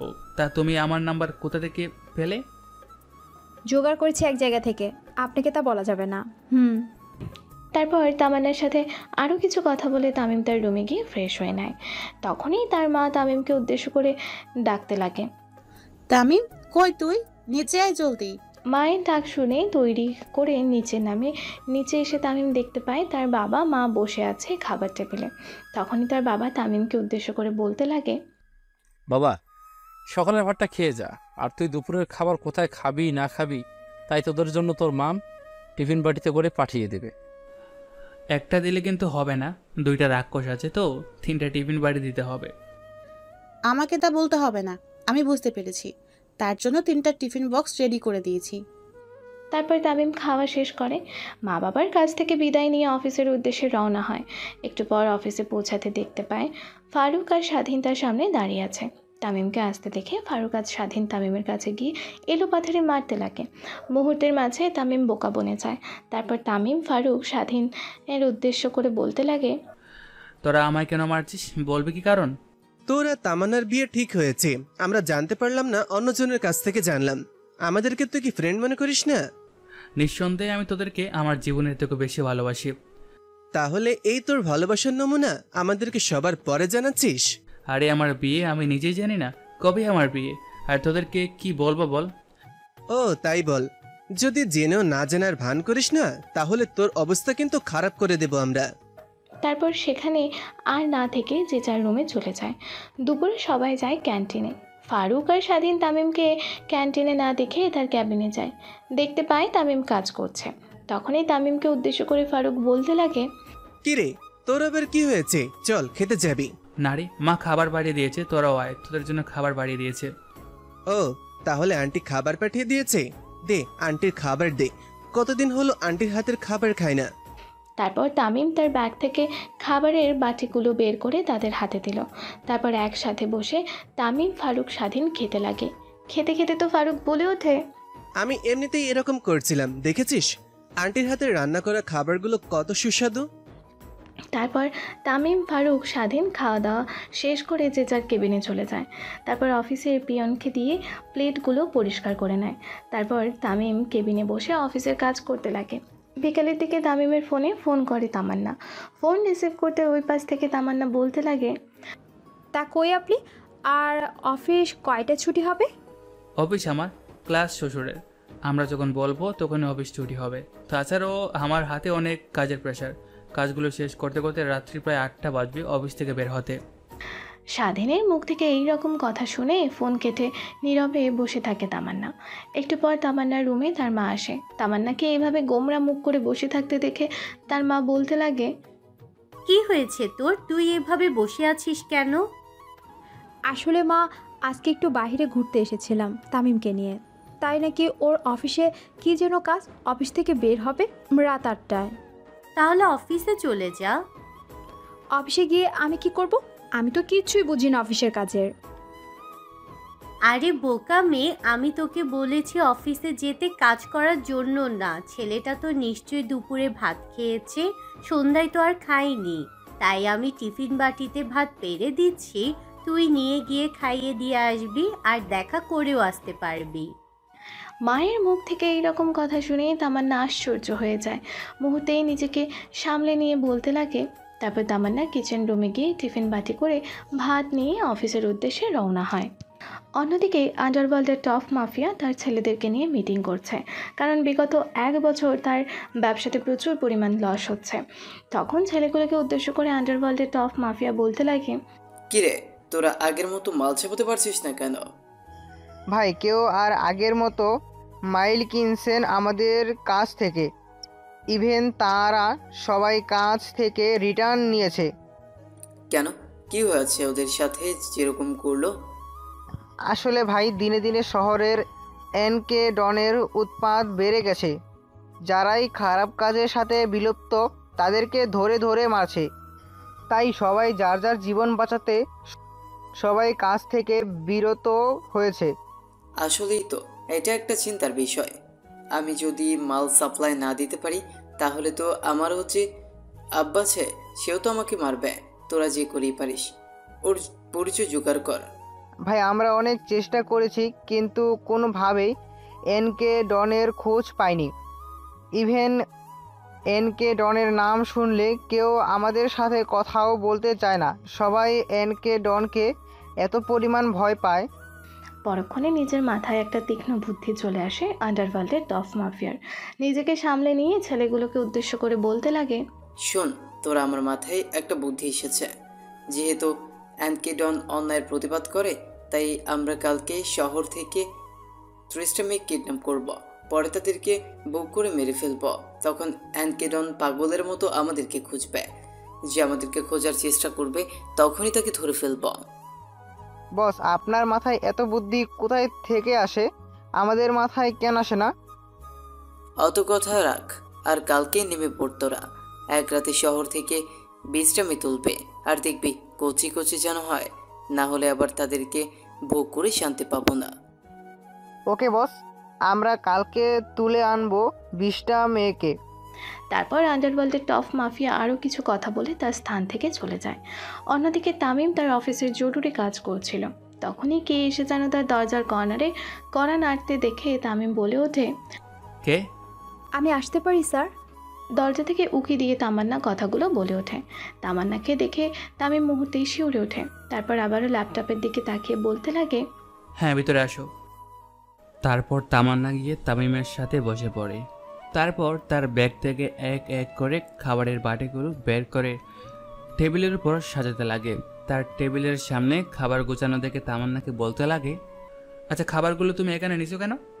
নিশ্চয়ই আপনি না খেয়ে আছেন, তাই মা আপনার জন্য রান্না করে পাঠিয়েছে। নিন নিন, খেয়ে নিন, কাজ পরেও করতে পারবেন। এই বলে ভাত মাখিয়ে তামিমের মুখের সামনে তুলে ধরে। অমনি রুমে প্রবেশ করে ফারুক।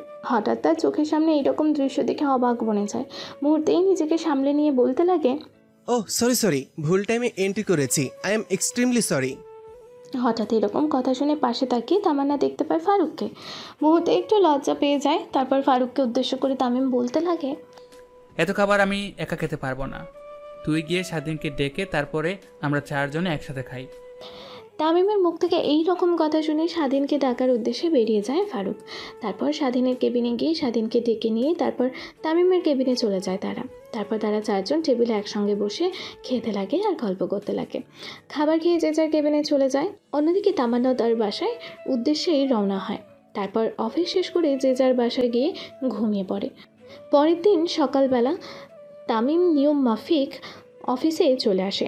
তখনই তামিমের কেবিনে একটা ছেলে এসে বলতে লাগে, স্যার, আমাদের মালগুলো শিপিং করার সময় কে যেন আটকে দিয়েছে আর বলেছে তাদেরকে চাঁদা না দিলে মালগুলো ছাড়বে না, আর সময় মতো সাপ্লাই না দিতে পারলে আমাদের মালগুলো রেট অনেকই কমে যাবে। তুমি আমার সাথে চলো, দেখি কে বা কারা এরকম করছে। তারপর তামিম অফিস থেকে বেরিয়ে সোজা বন্ধ হয়ে চলে আসে। বন্দরে এসে দেখতে পায় অনেক ছেলেপেলে তার ট্রাকে ঘেরাও করে রেখেছে। তারপর তামিম গিয়েছিল ওগুলোকে উদ্দেশ্য করে বলতে লাগে, আপনারা আমার শিপিং আটকেছেন কেন? এখান থেকে যে মালগুলো যায় আমাদের চার্জ দিতে হয়, তুই কি তা জানিস না? কথাটি বলে স্বাধীনের কাছে এসে কলার ধরে ধাক্কাতে লাগে ছেলেগুলো। পরক্ষণে তামিমের রাগ মাথায় উঠে যায়। নিজেকে সামলে নিয়ে তামিম বলতে লাগে, দেখুন ভাই, কারা আপনাকে টাকা দেয় না দেয় তা আমার জেনে কোনো লাভ নেই। আমি কাউকে টাকা দিতে পারবো না, এতে আপনি যা করতে পারেন করেন। স্বাধীনের মুখ থেকে এইরকম কথা শুনে গুন্ডা ছেলেটা এসে স্বাধীনকে একটা ঘুষি দেয়। পরোক্ষ তামিম মাটিতে লুটিয়ে পড়ে। মাটি থেকে উঠে নিজেকে সামলে নিয়ে ছেলেগুলিকে উদ্দেশ্য করে বলতে লাগে, দেখ তোরা কারা, তোদের বাপকে তাও জানতে চাই না। আমার কোম্পানির মাল এখান দিয়ে যাবে, তোরা আটকান উঠকে, হ্যাঁ? আর আমার গায়ে একটা ঠোকা দিয়ে দেখ তোদের কি অবস্থা করি। তামিম কথা বলা শেষ করতেই ছেলেগুলো এসে তামিমকে মারতে লাগে। ধৈর্যের বাঁধ ভেঙে গিয়ে তামিম ছেলে বলে কি এলো পাথারি মারতে লাগে। মুহূর্তেই ছেলেগুলো মাটিতে লুটিয়ে পড়ে। তারপর সেখানে থাকা মেইন ছেলেটার কাছে চলে যায় আর তামিম তাকে উদ্দেশ্য করে বলতে লাগে, তোকে বলছি না আমাকে রাখাস না, কিন্তু তুই ভুল কাজটা করে ফেললি। আমি যেন তোকে এই বন্দরের কখনো আশেপাশে না দেখি, যদি এরপরও দেখি তাহলে কিন্তু ওই দিনই তোর শেষ দিন হবে। ছেলেটিকে উদ্দেশ্য করে কথা বলতে ছেলেটি দৌড়ে সেখান থেকে পালিয়ে যায়। পেছন থেকে হাততালি দিতে লাগে ফারুক, স্বাধীন। তখন তামিম স্বাধীন ফারুককে উদ্দেশ্য করে বলতে লাগে, তোরা কি আমার এরকম রূপ আজকে প্রথম দেখেছিস নাকি এরকমভাবে হাতে তালি দিচ্ছিস? না, আসলে তা না, এই প্রথম তোর হাত থেকে কোনো একটা ছেলেকে সুস্থভাবে পালিয়ে যেতে দেখলাম, তাই দেখে একটু ভালো লাগলো, তাই হাতে বাড়ি দিলাম। ও তাই বল, তা এখন চল অফিসে যাই। না, অনেক অফিস করেছি, আর হবে না, এখন আমরা তিনজন বাইরে দিয়ে ঘুরবো। তারপর স্বাধীন ফারুকের কথায় সায় জানায়। তারপর তারা তিনজন পার্কে গিয়ে আড্ডা দিতে লাগে। তামান্নাও তার বান্ধবীদের নিয়ে পার্কে এসেছিল আড্ডা দিতে। হঠাৎ তামিমকে দেখতে পেয়ে নিজেই চমকে যায়। তারপর তামিমের কাছেই এগিয়ে গিয়ে বলতে লাগে তামান্না, এই যে স্যার, এখানে কি অফিস রেখে আপনারা তিনজন এখানে কি করছেন? কথা বলার মাঝে এইরকম কথার শব্দ পেয়ে তামিম ঘাড় ঘুরিয়ে পেছনে তাকাতেই দেখে তামান্না। পরক্ষণে নিজেকে সামলে নিয়ে তামিম বলতে লাগে, না, আসলে আমরা একটা কাজে এসেছিলাম, কাজটা কমপ্লিট করে ভাবছিলাম আজকে একটু আড্ডা দেওয়া যাক, তা তুমি অবশ্য আমাদের সাথে আড্ডা দাও। তারপর তামান্নার দুই বান্ধবী আর তামান্না মেরে তাদের সাথে আড্ডা দিতে লাগে। আড্ডা শেষ করে দুপুরে সবার ক্ষুধা লাগলে সবাই রেস্টুরেন্টে চলে যায়। তখন তামিম লক্ষ্য করে ফারুক আর স্বাধীন তামান্না আর তার দুই বান্ধবীর দিকে কীরকম অপরূপ দৃষ্টিতে তাকিয়ে আছে। তারপর তারা রেস্টুরেন্ট থেকে বের হয়ে যে যার বাড়ির উদ্দেশ্যে রওনা হয়। তারপর তামিম, স্বাধীন, ফারুক একসাথে করে অফিসের উদ্দেশ্যে রওনা হয়। গাড়িতে তামিম ফারুক স্বাধীনকে উদ্দেশ্য করে বলতে লাগে, কি ব্যাপার তোদের? হ্যাঁ, তামান্নার বান্ধবীদের দিকে ওরকমভাবে হা করে তাকিয়েছিলি কেন? তামিমের এরকম কথা শুনে মুহূর্তেই বোকা বনে যায় ফারুক, স্বাধীন। নিজেদেরকে সামলে নিয়ে তামিমের কথার কি উত্তর দেবে ভাবতে লাগলো। পরক্ষণে তারা দুজন একসঙ্গে বলে ওঠে, আরে কই আমরা তোদের দিকে তাকিয়েছিলাম। আমি কিন্তু বাচ্চা ছেলে না, তোদের আমাকে বুঝিয়ে বলতে হবে। আমি কিন্তু সব বুঝে ফেলছি। হ্যাঁ, এক লাইন বেশি বোঝা বাদ দে। আর তুই কি বুঝতে পেরেছিস? তোমরা যে কেন তামান্নার দুই বান্ধবীর দিকে ওইভাবে তাকিয়েছিলে সেটা কি বলবো নাকি তোমরা নিজের মুখে বলবে? ভাই তোর আর কথা দিতে হবে না, বলছি। আসলে আমি তামান্নার বান্ধবী ইভাকে অনেকটাই পছন্দ করে ফেলেছি। আর স্বাধীনতা তামান্নার বান্ধবী রিয়াকে পছন্দ করে, তাই আমরা দুজন তাদের দিকে অপলক দৃষ্টিতে তাকিয়ে দেখছিলাম। শেষে কিনা আমরা তিন বান্ধবীর প্রেমে পড়লাম। তো কি হয়েছে? তারপর তারা আরও কিছু কথা বলে অফিসে পৌঁছে যায়।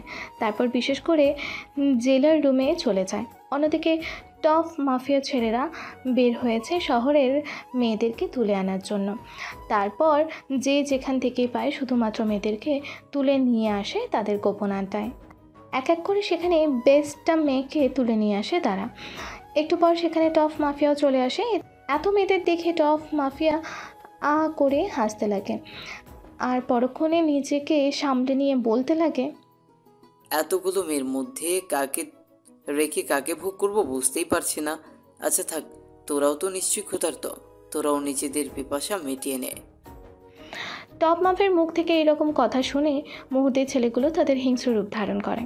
তারপর ছেলেগুলো মেয়েগুলোর ওপরে ঝাঁপিয়ে পড়ে। তারপর মেয়েগুলোকে ভোগ করা শেষ হলে মেয়েগুলোকে মেরে জঙ্গলে ফেলে আসে একসাথে করে। আর মাটিতে লিখে আসে NK Don I am back. পরের দিন সকালবেলা তামিম ফ্রেশ হয়ে নিচে নেমে মার কাছে থেকে কফি নেয়। সবার সাথে টিভিতে খবর শুনছিল। হঠাৎ টিভিতে খবর শুনতে পায় পরে নতুন আর এক গ্যাংয়ের উৎপত্তি বেড়ে গেছে। একসঙ্গে জঙ্গলে 20টা মেয়েকে রেপ করে ফেলে রেখে গেছে তারা। সাথে এও লিখে গেছে NK Don I am come back. খবরটা শুনে মুহূর্তে চমকে যায় তামিম। নিজেকে সামলে নিয়ে কফির মগ রেখে তার রুমে চলে যায়। রুমে গিয়ে ফারুককে ফোন করে সকল কথা খুলে বলে। তারপর তামিম ফারুককে উদ্দেশ্য করে বলতে লাগে, তুই আর স্বাধীন জলদি করে তোদের পুরাতন গ্যারেজে চলে আয়। তারপর তামিম না কি বেরিয়ে পড়ে। পিছন থেকে মা বলতে লাগে, কই যাচ্ছিস বাবা? খেয়ে যা। না মা, আমার একটা দরকারি কাজ আছে, আমি বাইরে খেয়ে নিব। কথাটা শেষ করে দৌড়ে গিয়ে গাড়ি স্টার্ট করে ফারুকদের পুরাতন গ্যারেজে চলে আসে। তামিম গিয়ে দেখতে পায় সেখানে ফারুক, স্বাধীন বসে আছে। তারপর তামিম গিয়ে তাদের উদ্দেশ্য করে বলতে লাগে, যেখানে আমাদের নাম শুনে প্রত্যেকটা গান ভয়ে কাঁপে, সেখানে কিনা এই নতুন গানের উৎপত্তি। এটা নিশ্চয়ই আমাদেরকে একটা ভার্সনের জাল। যে কাজ করিস না কেন তোরা দেখা শুনে চিন্তা করে করবি। আর আজকে রাতে বের হব তাদেরকে ফিনিশ করার জন্য। সেখান থেকে তারা তিনজন বেরিয়ে যায় অফিসের উদ্দেশ্যে। অফিস শেষ করে তারা যে যার বাড়িতে চলে যায়। খাবার দাবার করে যে যার রুমে যেয়ে শুয়ে পড়ে। বাড়িতে সবাই যখন ঘুমিয়ে পড়ে তারা চুপি চুপি বাড়ি থেকে বেরিয়ে ফারুকদের পুরানো গ্যারেজে চলে যায়। তামিম গিয়ে দেখতে পায় আগে থেকেই সেখানে ফারুক, স্বাধীন বসে আছে। তারপর তারা তাদের আইকনিক পোশাক পরে রেডি হয়ে তামিম তার কোমরে একটা পিস্তল গুঁজে নেয়। অন্যদিকে ফারুক আর স্বাধীন তাদের পছন্দের স্নাইপার ব্যাগে করে নিয়ে যায়। শহরে গিয়ে গাড়ি দিয়ে টোল দিচ্ছিল। তখনই দেখতে পাই কিছু লোক একটা মেয়েকে বিরক্ত করছে। একটু পর দেখতে পাই লোকগুলো মেয়েটিকে জোর করে গাড়িতে টেনে তুলছে। গাড়িতে তুলেই লোকগুলো মেয়েটিকে নিয়ে যেতে লাগে। তামিম তাদের গাড়ির পিছু করতে লাগে। তারপর তামিম জোরে গাড়ি চালিয়ে তাদের গাড়ির সামনে গিয়ে ব্রেক করে। তারপর সেই গাড়ি থেকে একটা ছেলে বের হয়ে এসে তামিমকে উদ্দেশ্য করে বলতে লাগে, কে রে তোরা? আমাদের কাজে ব্যাঘাত ঘটাচ্ছিস, এর ফল কি হবে তোরা জানিস? আমরা হচ্ছে এনকে ডন। কথাটা বলে ঠাস ঠাস করে তার বুকে গুলি করে তারপর গাড়িতে গিয়ে সকল ছেলেকে মারতে লাগে। ছেলেগুলোর হাত থেকে মেয়েটি সরপে দৌড়ে সেখান থেকেই চলে যায়। একটু পর তামিমরা সকল ছেলেকে গুলি করে মেরে ফেলে, শুধু একজনকে বাদে। আর সেই ছেলেটাকে কলার ধরে বলতে লাগে তামিম, আমরা তোকে সেটা দেবো, কথা দিলাম, কিন্তু আমাদেরকে তুই যদি ভালোই ভালো বলে দিস যে তোরা মেয়েটাকে নিয়ে কোথায় যাচ্ছিলি আর তোদের বসি বা খেয়ে। ভাই আমাদের প্লিজ মারবেন না, আমি আপনাকে সকল সত্যি কথা বলে দিচ্ছি। তারপর তারা ছেলেটিকে নিয়ে আন্ডারওয়ার্ল্ডে টপ মাফিয়ার গোপনাস থানায় চলে আসে। অন্যদিকে টপ মাফিয়া ছেলেগুলোকে উদ্দেশ্য করে বলতে লাগে, শোন, আমাদেরকে সতর্ক হয়ে থাকতে হবে। এখানে যখন তখন অ্যান্ডকে ডনরা অ্যাটাক করে দিবে, তাই আমাদের সব সময় সাবধানতা অবলম্বন করতে হবে। আসবে না, চলে এসেছে তোদের বাপ। হঠাৎ টপ মাফিয়া এরকম কথা শুনে সামনের দিকে তাকিয়ে দেখে একটা ছেলে কালো পোশাক পরে মুখে সাদা মাস্ক লাগানো। টপ মাফের বোঝার বাকি রইল না যে এটাই এনকেটন। মুহূর্তেই নিজেকে সামলে নিয়ে ছেলেগুলোকে উদ্দেশ্য করে বলতে লাগে টপ মাফিয়া, তোরা যেদিকে দেখছিস কি, শালাকে ধর। কথাটা বলা শেষ করতে ছেলেগুলো তামিমকে মারতে আসে। অমনি তাদের ওপর কে যেন গুলি করে। হঠাৎ সবগুলো ছেলে মাটিতে লুটিয়ে পড়ে, শুধু টপ মাফিয়া ছাড়া। বাহির থেকে স্বাধীন আরও ফারুক ছেলেগুলোকে স্নাইপার দিয়ে গুলি করে মেরে ফেলে। তারপর তারাও রুমে প্রবেশ করে। তারপর তামিম আন্ডারওয়ার্ল্ডের উদ্দেশ্যে বলতে লাগে, তুই না বলেছিলি আই এম ব্যাক, তাহলে এখনই হার মেনে নিল তোর ছেলেগুলো। দেখ কীরকমভাবে মাটিতে শুয়ে আছে, বোধহয় কেউ বেঁচে নেই, তুইও মারা যাবে একটু পর। তামিমের এইরকম কথা শুনে আন্ডারওয়ার্ল্ডের টপ মাফিয়া হয়ে এসে তামিমের পা জড়িয়ে ধরে বলতে লাগে, ভাই প্লিজ আমাকে মাফ করে দেন, আমি আর কখনোই আপনাদের সাথে পাঙ্গা নিব না, ইভেন আমি আর খারাপ কাজও করব না। আমার কাছ থেকে এই পর্যন্ত কেউ ক্ষমা পায়নি, তুইও পাবি না। কথা বলা শেষ করে তামিম আন্ডারওয়ার্ল্ডের টপ মাফিয়ার মাথায় ঠাস ঠাস করে গুলি করে দেয়। তারপর আন্ডারওয়ার্ল্ডের টপ মাফিয়া নিথর দেহটি মাটিতে লুটিয়ে পড়ে। তারপর তামিম ফারুক স্বাধীন ছেলেগুলোকে একত্র করে ধুইয়ে দেয়।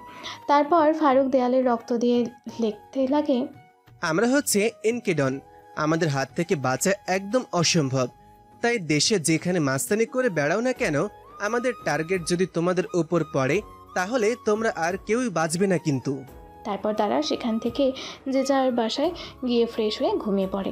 পরের দিন সকালবেলা তামিম প্রতিদিনের ন্যায় ফ্রেশ হয়ে তার মার কাছ থেকে কফি নিয়ে তার বাবার সাথে টিভিতে খবর শুনতে লাগে। একটু পর একটা খবর আসাতে তামিম তার বাবার দিকে তাকিয়ে দেখে নিযুক্ত মনে তাকিয়ে আছে। খবরটা ছিল এইরকম, কিছুদিন আগে একসাথে বিশ্রামে কি রেপ করে জঙ্গলে মেরে রেখে গিয়েছিল আন্ডারওয়ার্ল্ডের টপ মাফিয়া ছেলেরা, আর এনকে ডনকে ওয়ার্নিং দিয়ে গিয়েছিল। সেখানে এনকে ডনরাই তাদেরকে মেরে দেওয়ালে একটা মেসেজ লিখে চলে আসে।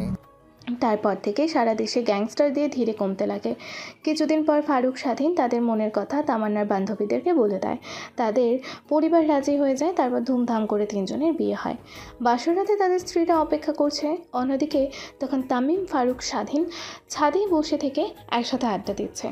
বাসর ঘরে তামান্না আর তামান্নার বান্ধবীরা অপেক্ষা করতে করতে এক পর্যায়ে বাসর ঘর থেকে বেরিয়ে তামান্নার বান্ধবীরা সবাই ছাদে চলে যায়। ছাদে গিয়ে দেখে মহাশয়রা আড্ডা দিচ্ছে। তারপর পেছন দিক থেকে কলার চেপে ধরে তামান্না বলতে লাগে, আমাদেরকে একা রেখে আপনারা এখানে এসে আড্ডা দিচ্ছেন? তারপর তামিম আর তামিমের বন্ধুদেরকে তামান্না আর তামান্নার বান্ধবীরা সবার কলার ধরে ছেঁড়া রুমে চলে যায়। রুমে গিয়ে তামিমকে খাটে ধাক্কা দিয়ে তামান্না তার উপরে উঠে বলতে লাগে, এই বাসরাতটার জন্য আমি কত বছর অপেক্ষা করেছি, আর আপনি কি না বাইরে গিয়ে আড্ডা দিচ্ছেন বন্ধুদের সাথে?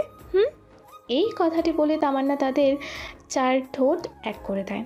তারপর তারা দুজন হারিয়ে যায় ভালোবাসার একটা অটল গভীরে।